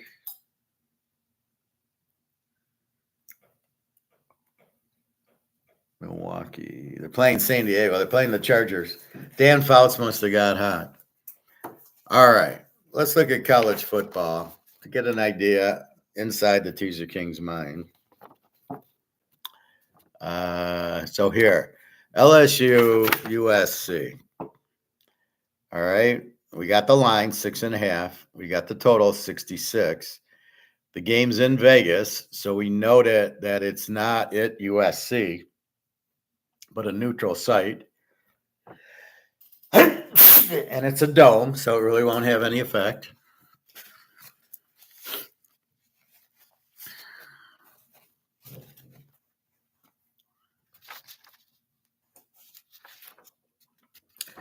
So what I'm going to fill in will be here. Quarterbacks. So I put a new, I'll either put an N or an R.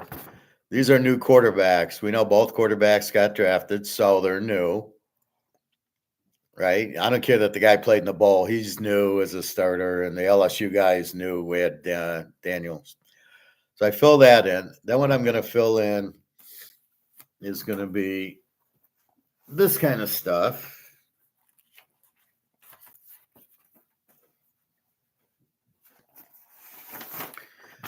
So the next thing I'm going to fill in is the defense. So, in other words, Washington State gave up 29 points a game, and Washington gave up 23. So that's what these numbers are. So I can look at it and go, oh, here's a 17. It's Florida State against Florida. I played the game under 49, which is 55 in a teaser, and it ended up 45. So we won. On my notes, both quarterbacks were out. Looking at these, well, actually, here's the defense, 27-18, over under 49. It was 24-15. Florida State won. It was the last game. So I don't fuck with the points, 6.5, because the defenses are so strong, and the over under 49 for some reason. How the hell is it 49? Both quarterbacks are out. This is where Vegas fucks up. So we get a 39-point game and a 49-point total without the teaser. So that's what you're looking at. And then here I'm ranking the team. Florida State, we knew was an A. Florida was an over team last year. So when it comes to like Jackson State, you can see I'm making it a B team. And we come over here and we look at the defenses, and they're both 20s. Now I'm taking the last 6 or 7 weeks once we get near the end because I want to throw out the first few weeks. Here's the over under 49.5. There's no notes. By now I know the quarterbacks are all there unless they're injured. And there's the play. Yep, I played it. And there you go. So that's what I got to do. Notre Dame, Stanford. See how bad Stanford was a W. 56-23. Notre Dame killed them. Big day for our man Hartman. Look at the defense on Notre Dame, 16, and Stanford's a 36. That's the key. So you see a 16 and a 36, they're going to kill them, and they did, 56-23, because the defense couldn't stop the win. So here's where I could have went over under 50, but I said, shit, I'll take Notre Dame. So I played Notre Dame minus, 19 or 18, and they win by 30 because the defense sucked on Stanford, 36, and I knew I have an A team. So I know I have a good defense, a good offense, and a good defense. You can see 16. I'm shocked Stanford got 23 points, but Notre Dame rolls them. So that's the method to my madness. So now I got to go in. And the first week or so, I got to talk. Here's the first game, right? So we got Florida State, Georgia Tech. Florida State, we know, has a new quarterback. And then Georgia Tech, the quarterback's returning. So when I'm analyzing, I go, well, I know Georgia Tech's quarterback is from last year, but Florida State's got a new one, Booglia. And the fact he's there, but he's new, I call him new to the team. So there's your over under 53.5. There's your line 12.5. So now what I got to do, I don't know what to do with the defense. Do I fill in? So right now my goal is to fill in quarterback because it's all new quarterback, and then defense. What do I do for defense? Because I don't have it. Do I use last year's defense? How can I? USC, new defensive coordinator. UCLA, they lost their coordinator. They got a whole new coach. What do I put them at? So I can't fill in the defense for at least 2 or 3 weeks. That's why I got to watch the box score. But what I do in week 1 is I go to the familiar, same coach, same quarterback, and I play the game like that. So that won't be Michigan. However, I can play Ohio State. I got the same coach. I know the quarterback. and I know the offensive coordinator. So that's a little less risky. But if we look, Georgia, I got the same coach, same defensive coordinator, same quarterback. So I can be comfortable playing Georgia, Texas, same coach, same quarterback. Miami, we know we got a new quarterback, same bad coach against Florida. So what you're looking for here in week 1 is like we did last year with Cam Rising, we thought was going to play. So we're looking at Cam Rising. We're looking at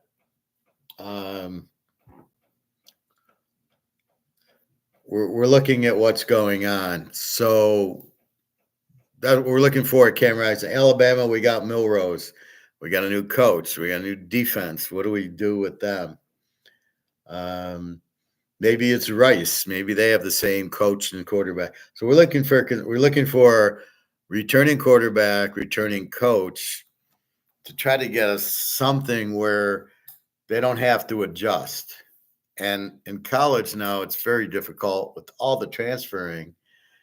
LSU, I got the coach.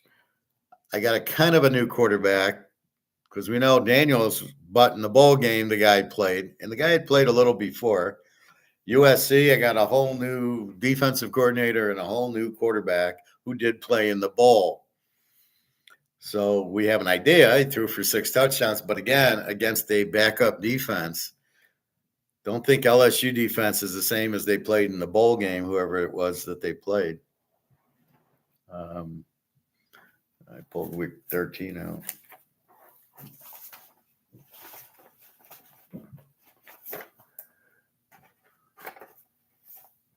I don't know where the ball is. So that's what you're looking for. You're looking for week 1. You're looking for like Michigan, Fresno State. We know Michigan, new coach, new quarterback, new defensive coordinator. What are we expecting there? Notre Dame and A&M, we got a new quarterback. We got a new coordinator. We got the same coach, but a new quarterback. Same thing with A&M. We got a new coach. So it makes week 1. There's only a few, LSU, USC, I can go over. It's 66 and feel somewhat comfortable with that. The pros is a little easier because in the pros, like Buffalo, I got the coach. I got Josh Allen. I got the quarterback and the coach are still there. So I could bet Buffalo. I know what I'm going to get. Dallas, Pittsburgh, I got Russell Wilson. I don't know what I've got. Philly, I got a new offensive coordinator. And I got Saquon Barkley. Detroit's the same.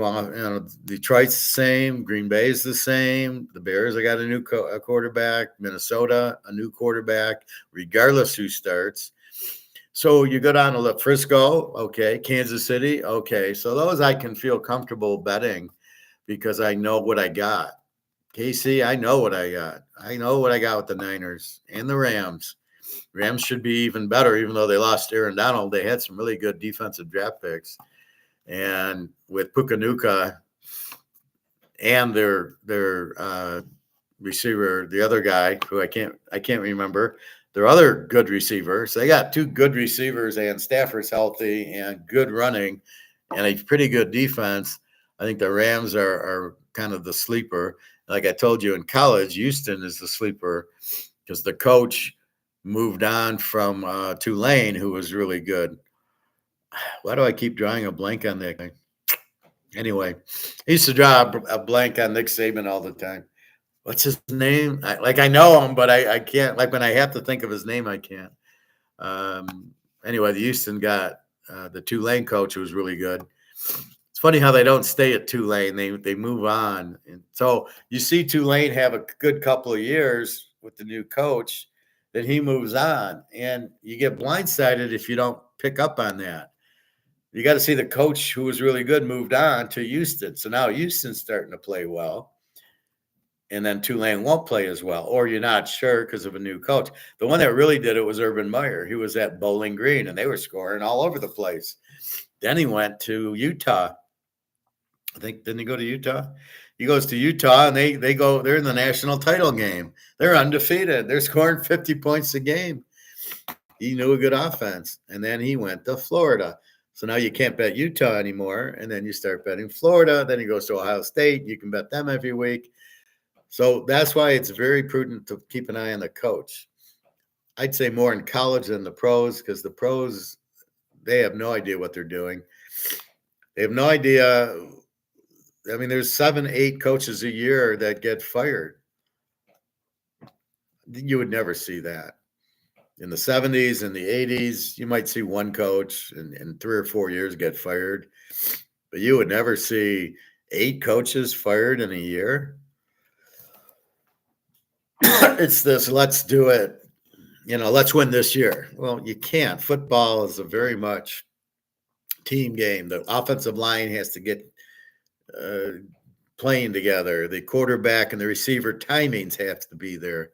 The running backs have to get timing with the hole opening. The defense has to get used to playing the secondary playing with the linebackers. They all got to get adjusted. So you can't just come in a year and fix it. And the talent you have probably sucks anyway. And then your coordinators, they all copy each other. So they don't know what they're doing. Greg John, I'm going to buy Drake May cards for you. I don't want them. Kenny the Snake Stabler. Okay. Yep. Needs over to fly. Yep. So I think I was blocked on Mark McGwire's comments. Go into that tape, Greg John, and see if you can see my comments. Because I tried adding like TK and it didn't take my comment. So go into that video and see if you can see my comments. So it's this video here, Mark McGwire, Kinesis Money, how ESG could do. So go into that with Alligator McLeod. But I can't see my comments, but they're probably 3 of the 23. And then they probably blocked me because I was not nice, because these guys are fucking idiots. And I hate that when they're like being all like, they don't want to admit they're wrong. Who's better? Are they better than government? Yeah, we made mistakes. We don't know what inflation is, but we're going to say it. And if you tell us we're wrong, we're gonna not let you listen. That's basically what you have, right? That's why I don't have comments, because I don't need negative ones, and I don't need positive ones. I don't need good job. Yeah, I anticipate a good job. I know if I give a good job or if I give a shit job, and then I don't need some idiot being negative on me. I don't want to read it. So what's the point of the comment? Come up here, give me a thing. It's Kinesis Money. And it'll be the one they just had. Yeah, let me know if you can see my comments. Then if you can, put them on. And then if you can, I want you to add a comment. You shouldn't piss off the Teaser King. You got it? They don't know who they're fucking with. They're fucking with the stoic. They're fucking with the stoic Marcus Aurelius. You don't fuck with Marcus Aurelius. So somebody go in and see if you can read of these 23 comments. There's 2 or 3 Teaser King ones. And copy and put them on here.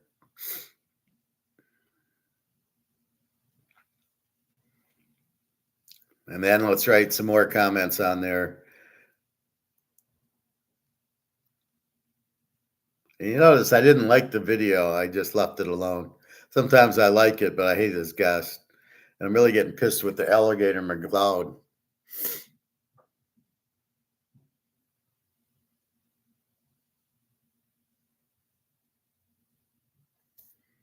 All right, you got it, Greg and John? Go vampire them instead of us. Okay. So as we're getting back, so week 1 is extremely difficult in college. especially with the NIL and the new coaches. Then it's really hard because you got transfers. I don't know what to write in the defensive column week 1 that I ended last year with, right? You saw the 16s and Notre Dame 17. I can't put Notre Dame 17. So I really don't know what to put on the defense. So it's going to be very tricky week 1. I'll have to go by the returning quarterbacks and coaches, where I know Alabama's going to score a bunch and I know Texas is going to score a bunch. I don't know what UCLA is going to do. They lost the coach and the quarterback. Michigan, they'll probably just run it into the line again. Notre Dame, A&M, I have no idea. So you could read the comments. You could read the 23 comments. And you just don't see a Teaser King one? I didn't know you could delete the comment. So try typing in a comment. See if you can type in, just put ABC and see if they accept it.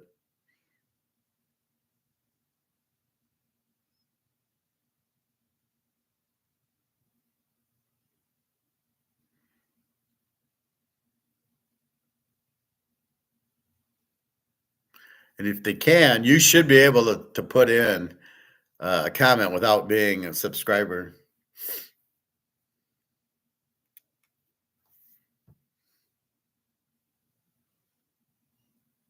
See, I don't like that. That's dirty pool. If I make a comment against them, and it was clean, all I said is you're really making Austrian economists look bad by you're saying that we don't believe in gold. What the fuck is that? Yeah, we don't believe in gold, but that's what I've been teaching for 3 years now about gold. I thought that comment was very, very rude and not polite. So can you type in a comment, Greg or John? Or are you busy buying Drake May cards? Well, let me know. I'll give you a comment to type in if you can.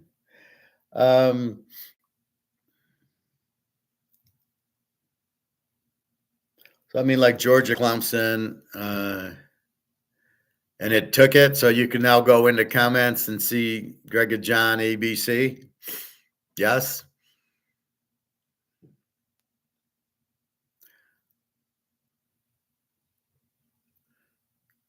Okay, so now go in. See, I can't go in, so they blocked me.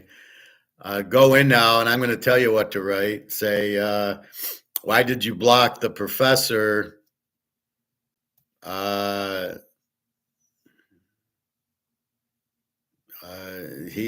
Let's see, why did you block the professor?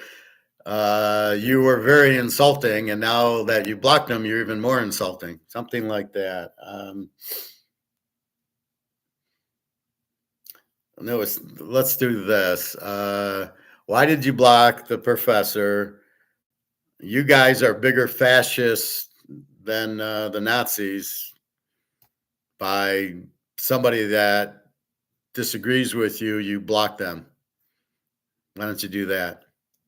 So let me know when you're in, and I'll tell you what to type.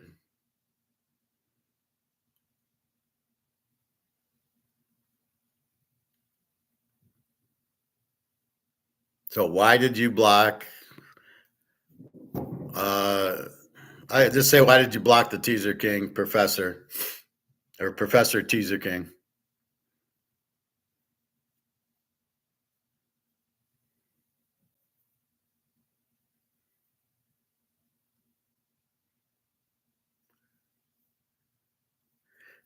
Just because he's correcting you, you shouldn't be fascist.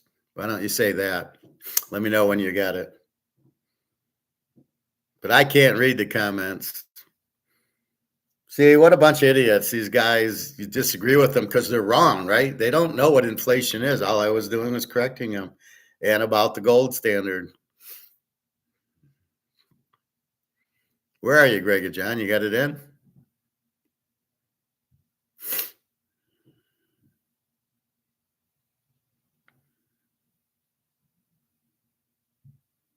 Hello, Greg and John.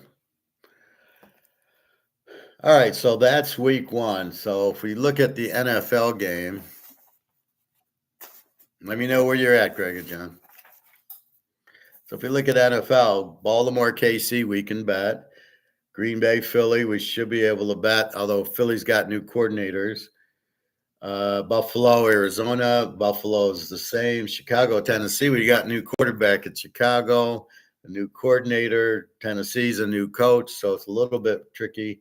Cincinnati, we got Burrow, we got everything back. We know how to play that one. Houston, Indiana, we have to see about the Indy quarterback. Jacksonville, Miami, everything's the same.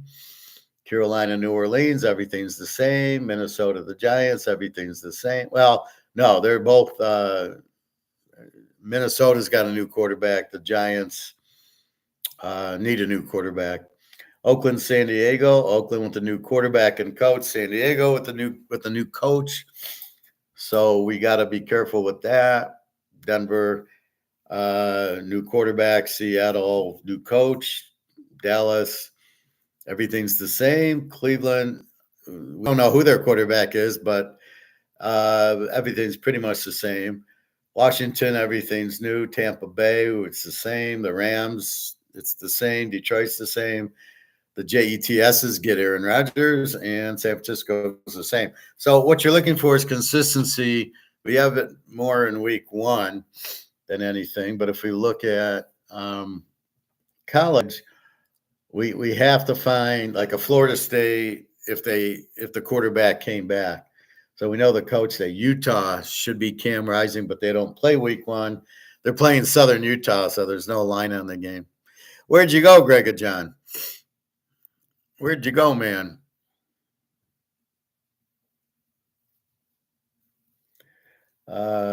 Georgia, I think we can bet against Clemson. Same coach, same quarterback for both teams, but I think you can maybe bet it under. It's a big number for Georgia, and that game is in Atlanta. So the game is not at Clemson or Georgia. So that's our next thing is to mark in returning quarterback or not. We almost got to mark in returning coach, which I have on my spreadsheet, so I can maybe do that. It's crazy. Greg John, where are you? Would you disappear? Come on, boy. So it's games like, Ohio State. We got a new quarterback. We have a new offensive coordinator, but the quarterback's better. So that's what we have to do now is fill in, is the quarterback new or returning? Most of them will be new. There's a little bit of graduation, Caleb and Daniels. And then you've got your transfers like Buglia and Ward are now in different teams. So they're new, even though they're not freshmen, they are new. What else?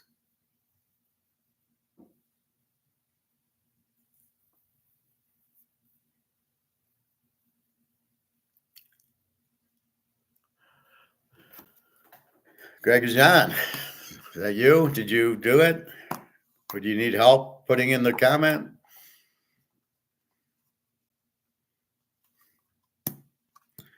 We can do it. We can do it later or tomorrow. I'll tell you what to say.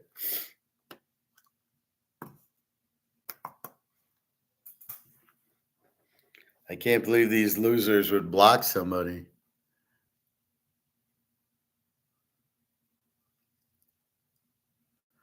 Oh, mine did come in. So maybe they just.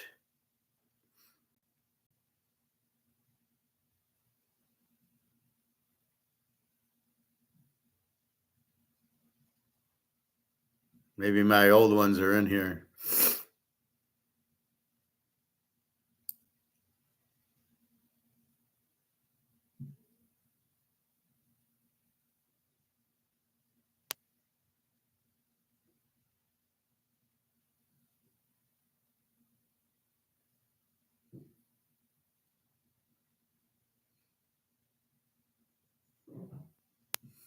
So my new ones did take. Oh, here it is. They're in here, Greg and John. So there's a problem. Okay, so here's the comment I wrote. Florida Panthers money line tonight, huge. Yeah, didn't they beat or Edmonton beat them last time? Isn't it like 3-2 Edmonton or Florida? All right, here's what I said to. So they didn't block me. Okay. So here's my comment. Seriously, it's not gold price going up, it's the dollar losing value.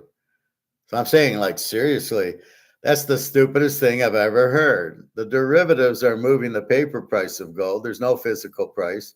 Gold and the US dollar has no correlation. Shake my head. I had to get a Bobby in there. USD is worthless. So how much lower do you think it's going?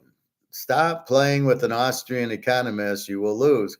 All asset prices move based on supply and demand, like a Rolex, the professor. So there's really nothing wrong with this comment. So that's why I was, I'm being strong, but I'm not being rude. So there you have it. He keeps saying it's not the gold price going up, it's the dollar losing value. And I'm like, but the US dollar doesn't have a price. And there's your point. All asset prices move based on supply and demand, like our Mahomes card, like our Montana card. So what the hell is this guy talking about? Well, I'm glad they didn't block me because that would have been real shitty. And then I got a couple that I did earlier, which apparently I'm not. So my first one is Alistair is not an economist. And then, Alistair, you wish you understood Austrian economics. We believe in gold, not fiat. Because he makes a comment that even the Austrians don't believe in gold, they believe in fiat. And I said, what the fuck are you talking about? You don't understand Austrian economics. If you did, you wouldn't make that comment. We believe in gold, not fiat. By the way, inflation is the overprinting of money, not the devaluation of the money. Not the devaluation of the money. That's the cause, right? So inflation is not the overprinting, is the overprinting of money, not the devaluation of the money. That's the cause of the overprinting of the money. Gold's value go up by the demand. Gold's value works because you can't print or inflate it. He never said that. Stop insulting real Austrian economists like me, the professor. I'll happily debate you. That's why I was surprised that you blocked me. I didn't swear anything, but I am getting pissed off that you're insulting me by thinking, well, Austrian economists don't believe in gold. We believe in gold. What the fuck are you talking about? Alligators just really pissing me off. So they're there, Greg and John, so don't worry about it. Okay. I hope gold is at least 2,500 by the end of the year. By the end of the year, it'll be 10,000. Because what you got to understand is that the BRICS is going to roll it out September, October. Once BRICS rolls out gold backed currency, they have to do it at a higher price than 2,300, and they won't be using the COMEX price. They're going to revalue it at 10 grand. Thereabouts in October, and then we won't be on stupid COMEX, because the biggest thing is, could you imagine if somebody else did the grocery shopping for you? You'd be a little pissed. You're like, look, I'll grocery shop myself. And so what you have with COMEX is somebody else pricing your gold for you. You got 65,000 tons of gold and you're China, and Russia's got 25, 30, let's say. I want to price my own gold. Why is the U.S., who doesn't have any gold, pricing my gold? That's the problem. So because they don't want that, they're going to take it into their own thing. And the Shanghai Gold, whatever it's called, gold exchange, will take over the pricing as they're already doing. So that's what's going to happen. Well, that's as Luke's struggling with, well, I've been waiting and it's Groundhog Day, and am teaching is the variables change, just like in college football, right? What am I teaching here? The variables change. So Notre Dame, A&M, well, let's go here. We got like, Temple in Oklahoma. You've got a different quarterback, the same coach, different. The variables change. You don't have Gabriel at Oklahoma. He's at Oregon, so you can't look at Oklahoma the same. They got a new quarterback, one of these fast guys who runs, who can't throw. Another Lamar. So you don't know what you got there. But if you got gold, you want to be able to price gold yourself. You don't want the U.S. pricing your gold when you know the U.S. doesn't want to price the gold at a real price. They want to keep the price down. I'm sitting on 25,000 tons, and I'm Putin. I don't want the price at 2,300. I want it at 10,000, and that's what's happening. So they're really pissed about that. Anyway, so Christmas, you like Florida. Good luck to you there. Well, they're up 3-2. They have to win, backs against the wall, right? Because Edmonton, this is game 6. And if they lose, they got to go back to Edmonton. So, yeah, I can see that. Although hockey's a little bit different. You get a hot goalie, there's nothing you can do. You erase my comment. You don't have to erase it. You can get in there. And, gold will go. See, what we're concentrating with gold is the new variables. It's the bricks. It's comex falling apart because everybody's buying it. It's all the central banks buying gold. And the kicker of the black swans is this is going to zero. And I love how people, it'll be 2 or 3 years or 4 years or whatever. It's gone. It's already worthless. You've just got the 5th black swan, which is the petrodollar going away. It's got to have an effect, right? Because all these dollars are printed, and now people aren't going to use the dollars to buy oil. They're going to use their own currency. And when BRICS comes out, they'll be using gold-backed currency to buy oil. So what happens to all these U.S. dollars that's out there? They come home to roost. I'm going to send them back to the U.S. So they get sold back to the U.S., but they don't buy anymore. That's heavy inflation. Nobody wants the U.S. That'll trigger nobody wanting the U.S., which means it's out, which means gold, explodes. So we have like 5 different black swans between oil and BRICS, and the dollar collapsing, and Biden, you see Biden and they show you these where he trips and he mumbles, and then you see him in some of these speeches, and he's all aggressive and he talks and I'm thinking, is this like an AI guy? Is this a real? The Biden who falls down and pees in his pants is the real Biden. I don't know who's doing these videos where he's like, doing all this shit and being aggressive. It's like, well, this ain't the same guy that fell down. So I'm wondering if there's a double or AI or something, because there's no way it's the same guy, because he can't even talk and walk and chew gum at the same time. Greg and John, TK, who you like? Panthers. Well, I'm going with Christmas if he likes Panthers. I don't have a say in the game. I don't follow hockey since Bobby Orr stopped playing. Christmas, my dad knows a guy in Kelly that has a small, let's read this.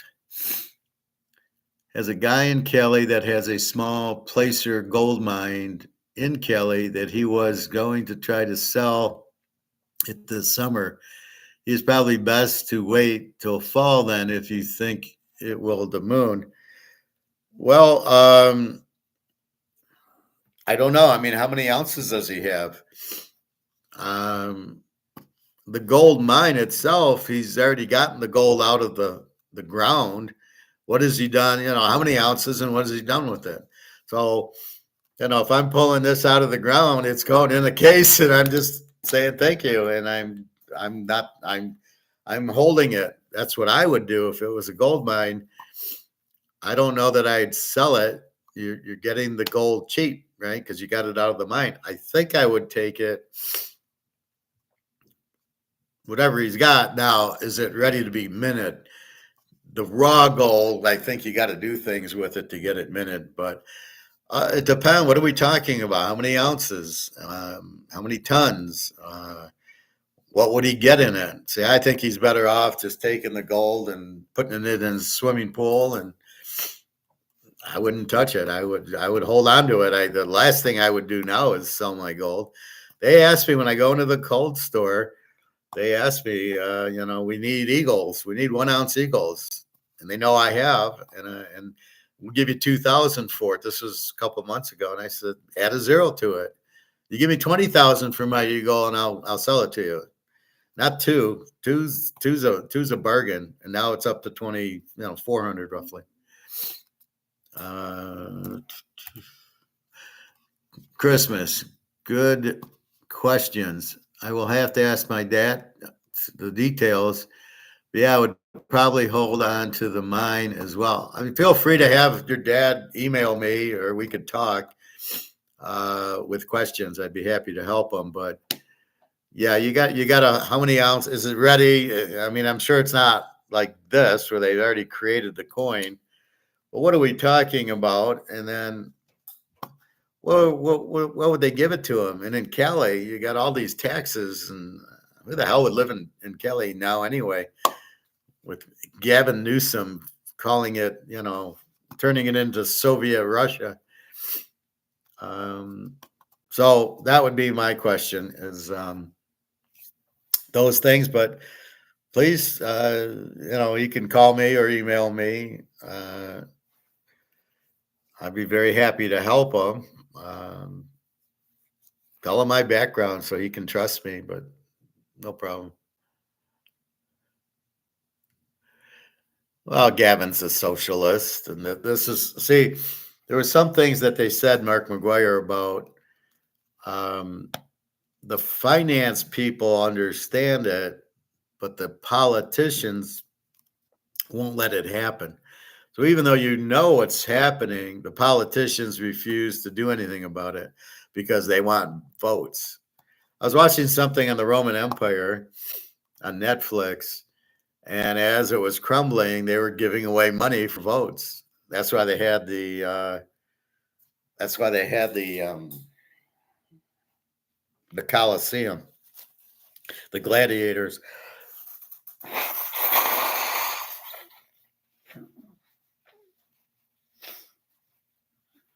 That was to get votes.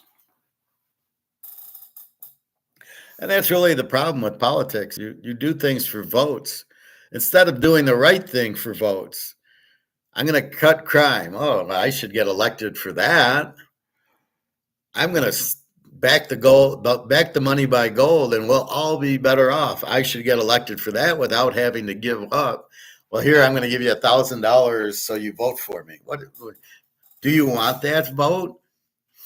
There was something I was thinking about like that where I don't remember what it is, but it's like, do I even want?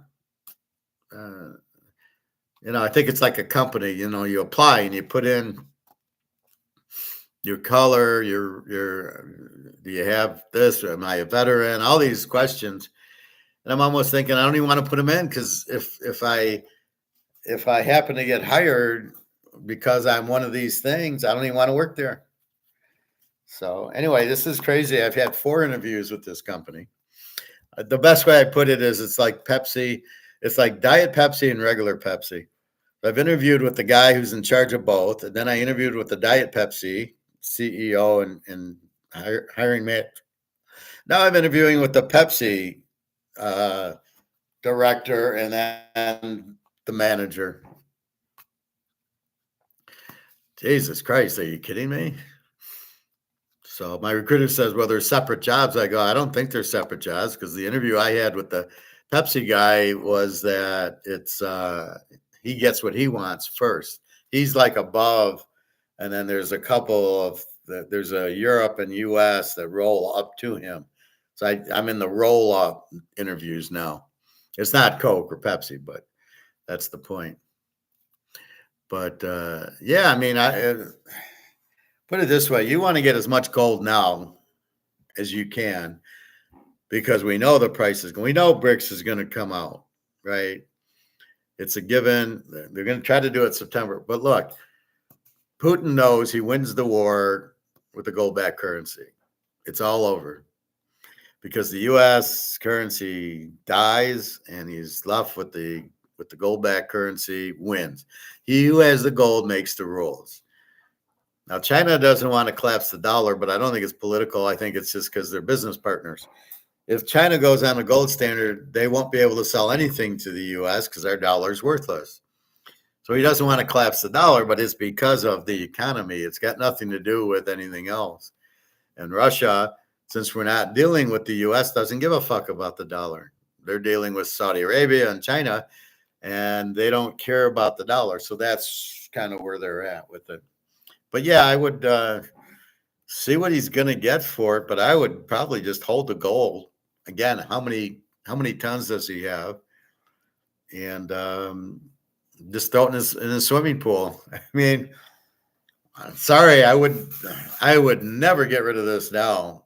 This cost me $640 last week. I wouldn't part with it.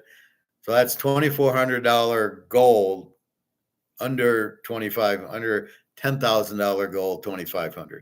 Unless I had to. The only way I'm selling an ounce of gold is if I have to. You know, medical emergency, no food, or something where I need money. You know, I've got credit cards, I've got cash, so I'll use all that before I get selling my gold. But the only way I'll sell it, first of all, when you guys sell your gold, you don't want this. So you don't want to sell it to get this. So you might sell it if you sell it for medical or food. Okay, use it for food. But you don't want to sell it and get this. So you probably want to go to Singapore or one of these BRICS countries and sell it for the BRICS gold-backed currency. So I was doing this before.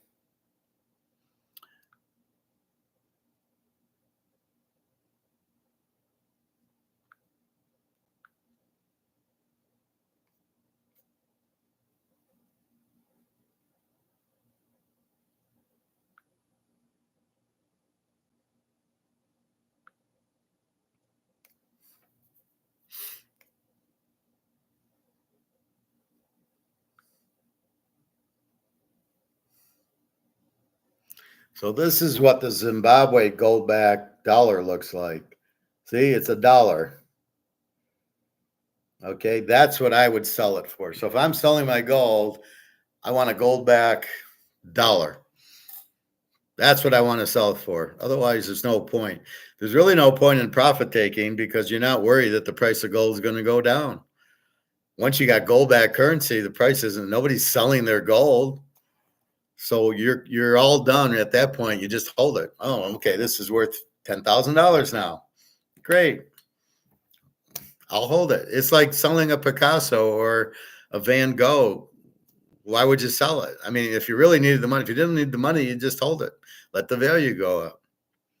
So anyway, that's what I'm waiting for, a gold-backed currency.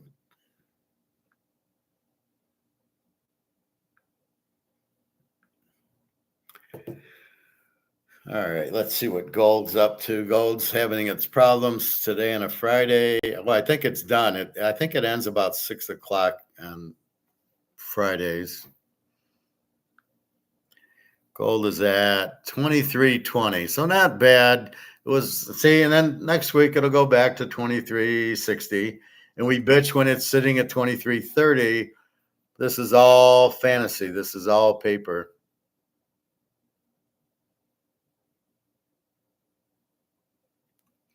See, this is all a paper price. So when it looks like I'm watching the paper price do nothing, well, because it's the paper price. It's all derivatives. It's all controlled. You want to get to the physical price. And that's why I keep asking these guys, look, you guys are big, like Mark McGwire and Alligator. You're big guys. Why isn't there a physical market? I mean, instead of pointing out that the paper market's fixed, duh, why aren't we having a physical market? That is that's really the question that these guys don't ask or don't answer or don't know. They're too stupid to figure out. Yeah, if the game's fixed, we probably, the question is the game over? And we believe comex is ending soon. What's today? June 20. I think by next Friday, I think that's the end of it. June 28th, the options expire. Off we go. So we'll see. Hopefully soon, but we can see why they're fighting because the U.S. has no gold. And I remember we talked yesterday, Luke, about does Fort Knox have the gold and why do they have to show it? And well, because if you get questioned and you have it, you would show it, right? So we'll see. But we're expecting $3,000 gold anyway on its way to 10. And silver, we're expecting $500 silver, but it's got that's totally more derivative than the gold because they can kind of block it, right? So that's where you have a bigger problem with the silver is it's still being derivatived out.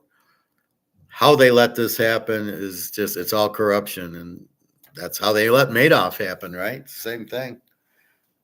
So that's why you got to be leery of all this shit because they will be very careful with it. You have to. Okay. So the first job is we can't put defensive numbers in, and the second job we can put quarterback in, but we can't put defensive number in. And then we just got to kind of know new coach. Like Chip Kelly going to Ohio State, I still got my coach there. I do have Will Howard, so I have a new quarterback, but I know Will Howard, so that's fine from Kansas State.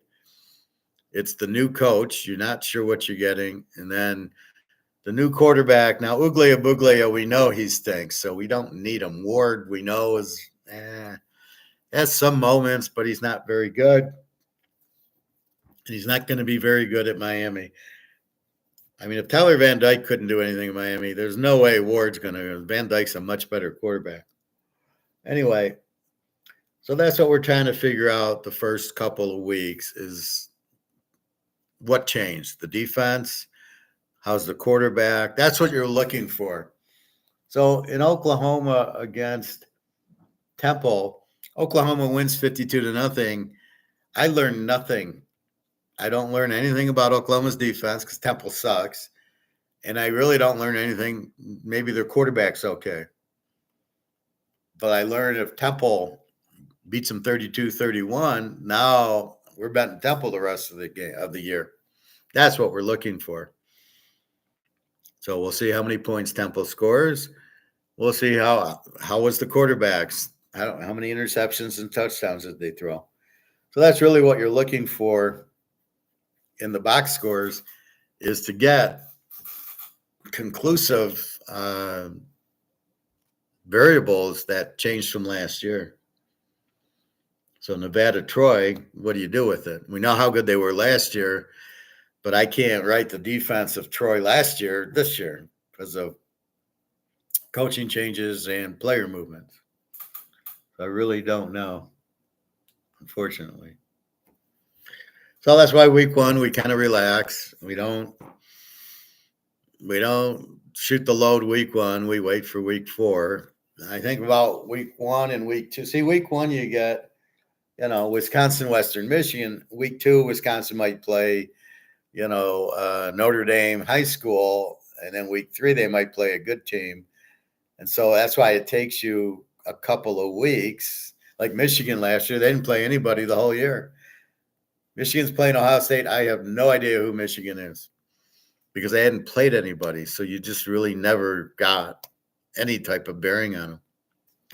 Anyway, that's what we're looking for in college football is basically the new quarterback from the replay from and then what we bet is the returning guy. Unless it's Ohio State, Will Howard, I'll give exception to. But Uglia Buglia, I already know him. I don't need to see him. He's terrible.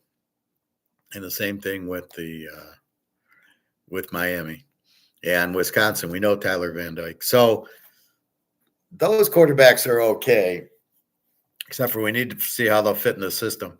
So your real problem is the defense. You can use last year's, but I don't know. And even some of these week one games, I don't know. Kansas plays a high school team. Well, they win 63-0.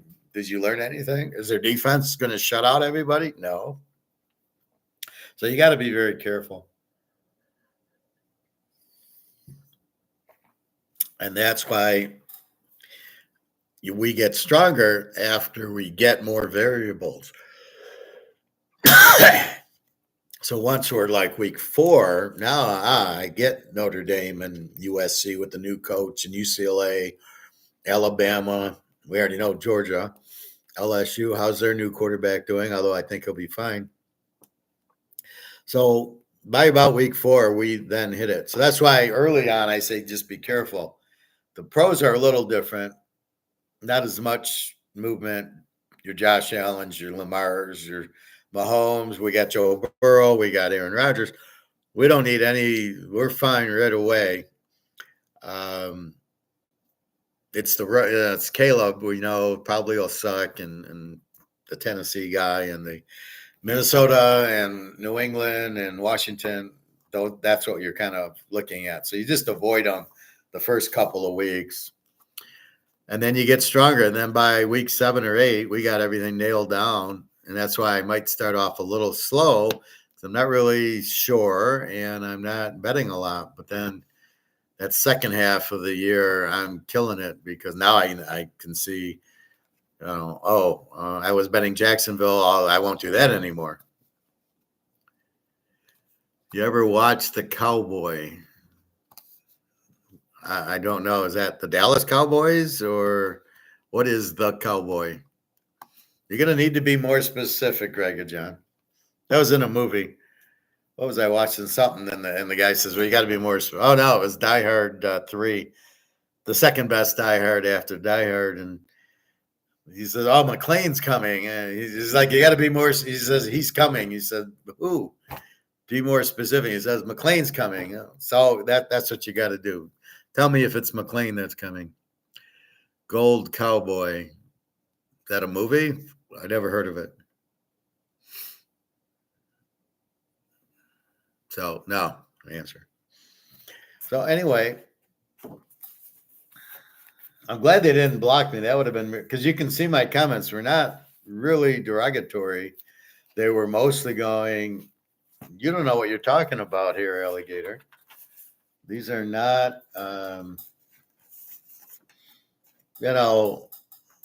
his comment of the dollar going down and gold going up makes no sense. Inflation is the devaluation of the money doesn't make any sense. It's printing the money.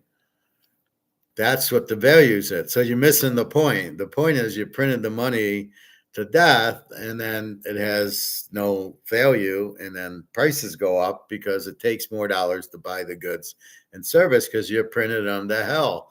That's the point, and that's what he's missing. And he keeps saying, well, the purchasing power drops. Well, that's an effect of the printing, but it's not inflation. So I put in there, I put my money where my mouth is. Anytime you want to debate me, I am more than happy.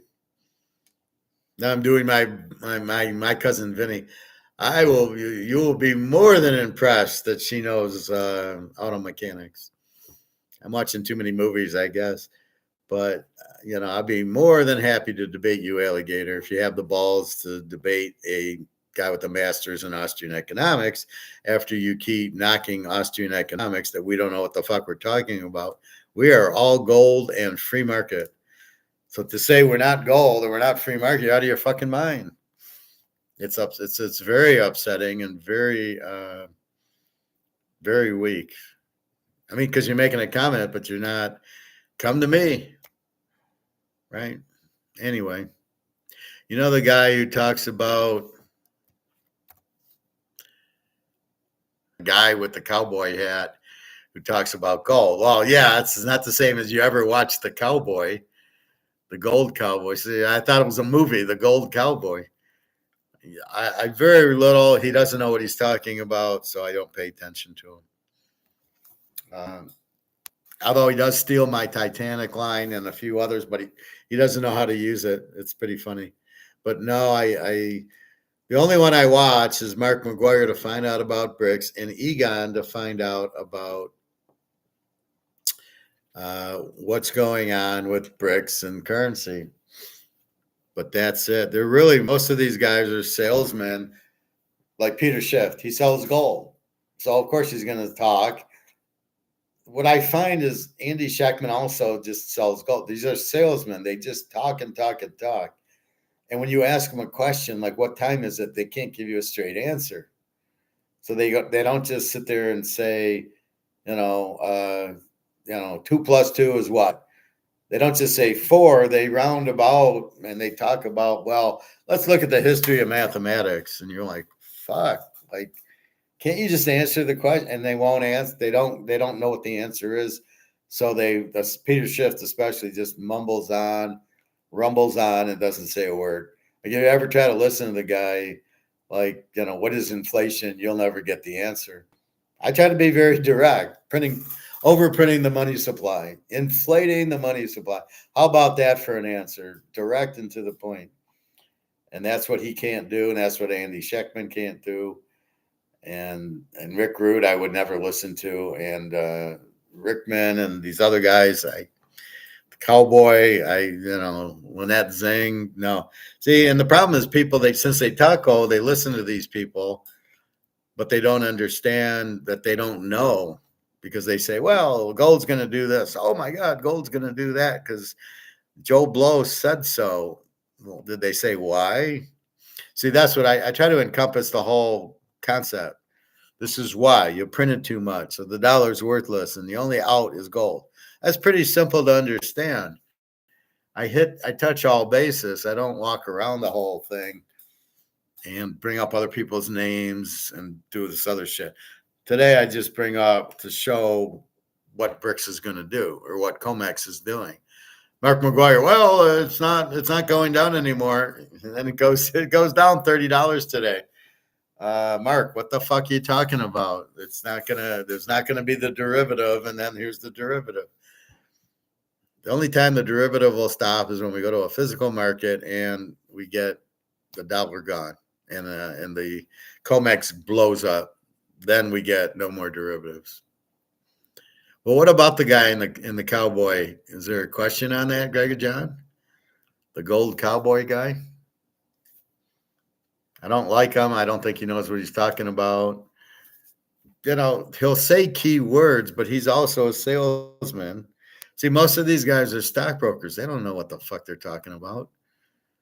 I'm an economist. I got a master's in it, so I can understand what's being done. These stockbrokers have no idea. Think about it. All you're doing is a salesman. They don't know what's going on. They know it from a sales standpoint. They don't know what really is going on. And, they can't explain inflation. Then you got Alligator who, the more he talks, the less he knows. I nail that guy.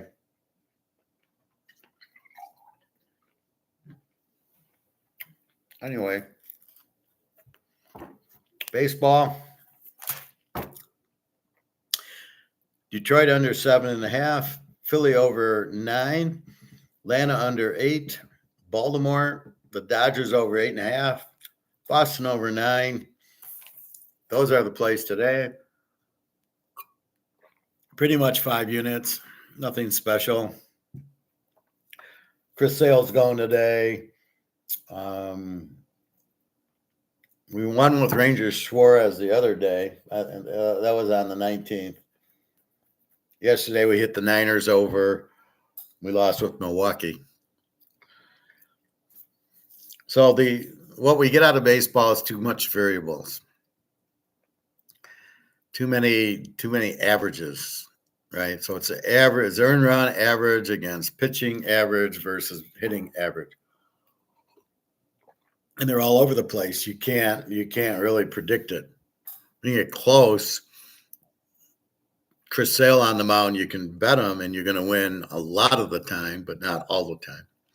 Just like Mahomes, you don't win every bet with Mahomes. That's why I go over and unders, because pretty much you can figure out the over unders. So in NFL, you'll see me with a lot more over unders. They're easy as shit, right? College, you got to know what the coach is going to do. You go over 60 and you're up 42-0, and then he stops playing. So you got to know if the coach going to play or not. And how good's the backup? Is he going to come out? You know, the coach will play the backup. Can the backup do anything? So again, week one in college is with the NIL and all these coach changes and all these new quarterback transfers. It's a fucking nightmare. So we'll be careful week one. That should help us a lot after the 9-2, after the LSU USC game. See, that's a good game. That'll tell you all you know. You know USC is going to have offense. It'll be their defense. But even against LSU, it's going to be, you know, LSU is going to have a good offense. They probably have a good defense, but it probably won't show that much against USC. So it'll be difficult. I think Ohio State, good defense. Notre Dame, Georgia, Iowa State, the usual suspects, Oregon, will have good defenses. I think it's Oregon and Ohio State in the Big Ten, and then it's Michigan, Penn State, Washington. But Washington, they don't have a coach. Well, yeah, they lost their coach, and then Arizona's coach went on to Oregon State. They'll do well.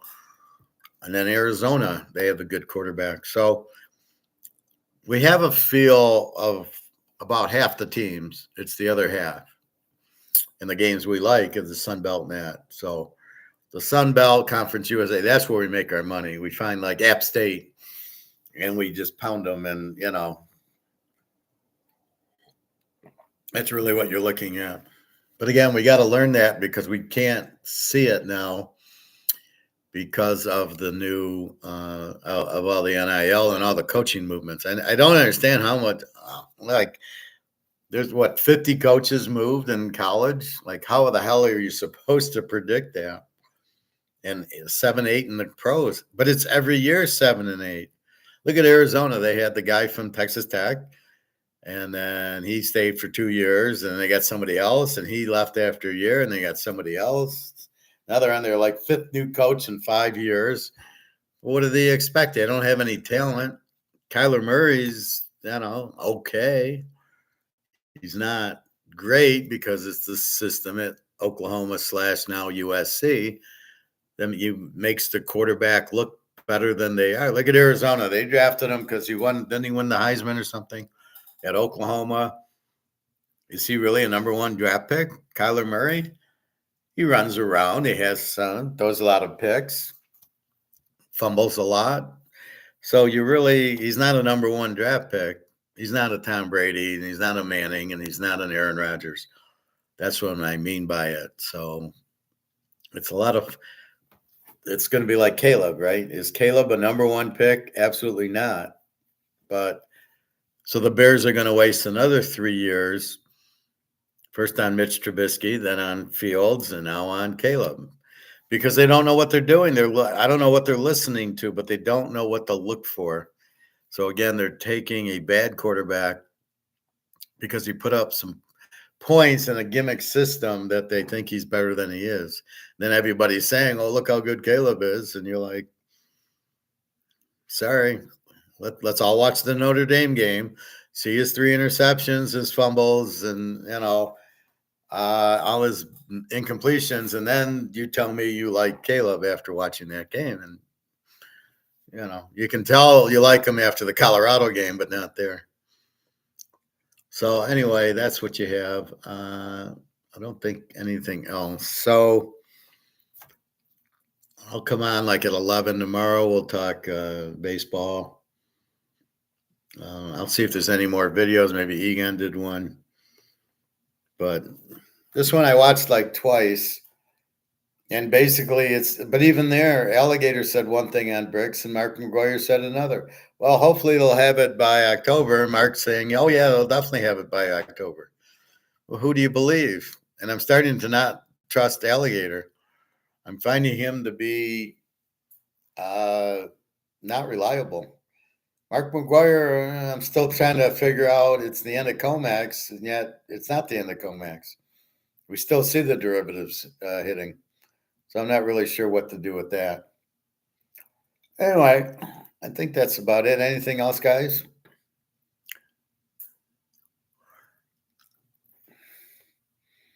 All right. So I'm not blocked. So read the comments. Well, I showed you the comments on Mark McGwire's. But anyway, have a good day. And I'm still waiting on the job. And I spoke to Daria, but see, again, it's deceiving because she texted me because it's her daughter's birthday. And she wants to buy her daughter perfume. So, of course, she needs my money to do it. But she's asking. But, that's where I get it is, are you being nice? And she needs money for food. So I'm beginning to figure when she needs something, I'll hear from her. When she doesn't need something, I think she just gets busy and does other things and doesn't really think about talking to me. I don't think she gets that. Where I think about her, but I'm home alone. Then I go to swim and then I'm doing this. So I don't really, I have a lot more free time on my hand. Anyway, so I think that's it. So feel good, everybody. Got to wait for Capital Grill with Luke. Looking forward to that. That'll be interesting. Anyway, Bobby, we hope you're well wherever the hell you are. And again, have a nice night, everybody. Good luck on the baseball if you're betting. Good luck on the hockey, Christmas. www.teaserking.com. Oh, I had a text this morning. I killed this guy. 7:45 in the morning. My alarm goes off like 7:47. So this is like right after my alarm went off. So I was kind of alive, and the guy says, "Hey, how you doing?" This was the number I was telling you about yesterday. You said it was from Connecticut. You're welcome, Christmas. Good luck. I hope you make some money tonight, and then go buy gold with it. So this guy texts me, and says, "Hi, Howard. How are you?" I'm like, "Who the fuck are you?" He sends me a picture of himself, like big ugly guy with a beard. Like, okay, who are you? What the fuck are you texting me? He says, "Well, I'm selling cryptocurrency. I can make you a lot of money in cryptocurrency. Do you do cryptocurrency?" And I said, LOL, and blocked him. You don't text somebody at 7:30 on a fucking Friday morning to sell them cryptocurrency or to do something where you're going to make commission. I don't even know how you can make commission on it. It's not a stock. What are you going to do? Set me up on a Bitcoin account? So I'm like, fuck off. I couldn't believe that. Anyway, that's about enough. I have some dinner, and it's so hot here. It's like 100 degrees. So hopefully it's cooled down. Crypto equals Ponzi scheme. Learned that from you. Well, that's why I laughed at him. Because it's not backed by gold, it doesn't have a value, and you don't know how it's sold and bought. And the fact it's a whatchamacallit, just the fact that it has a ledger, you know what? So does your bank.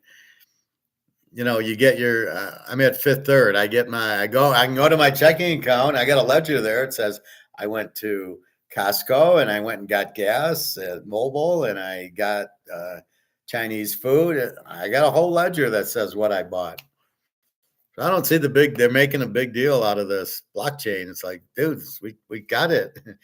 I can see everything I bought at the grocery, at the on my checking account or my Visa or whatever. All right. Have a good night. I am going to have something to eat, probably an omelet, and then go to the lake or something. All right. www.teaserking.com. We'll be working on our football, updating the college for new quarterbacks and coaches, and trying to evaluate what we can do for week 1.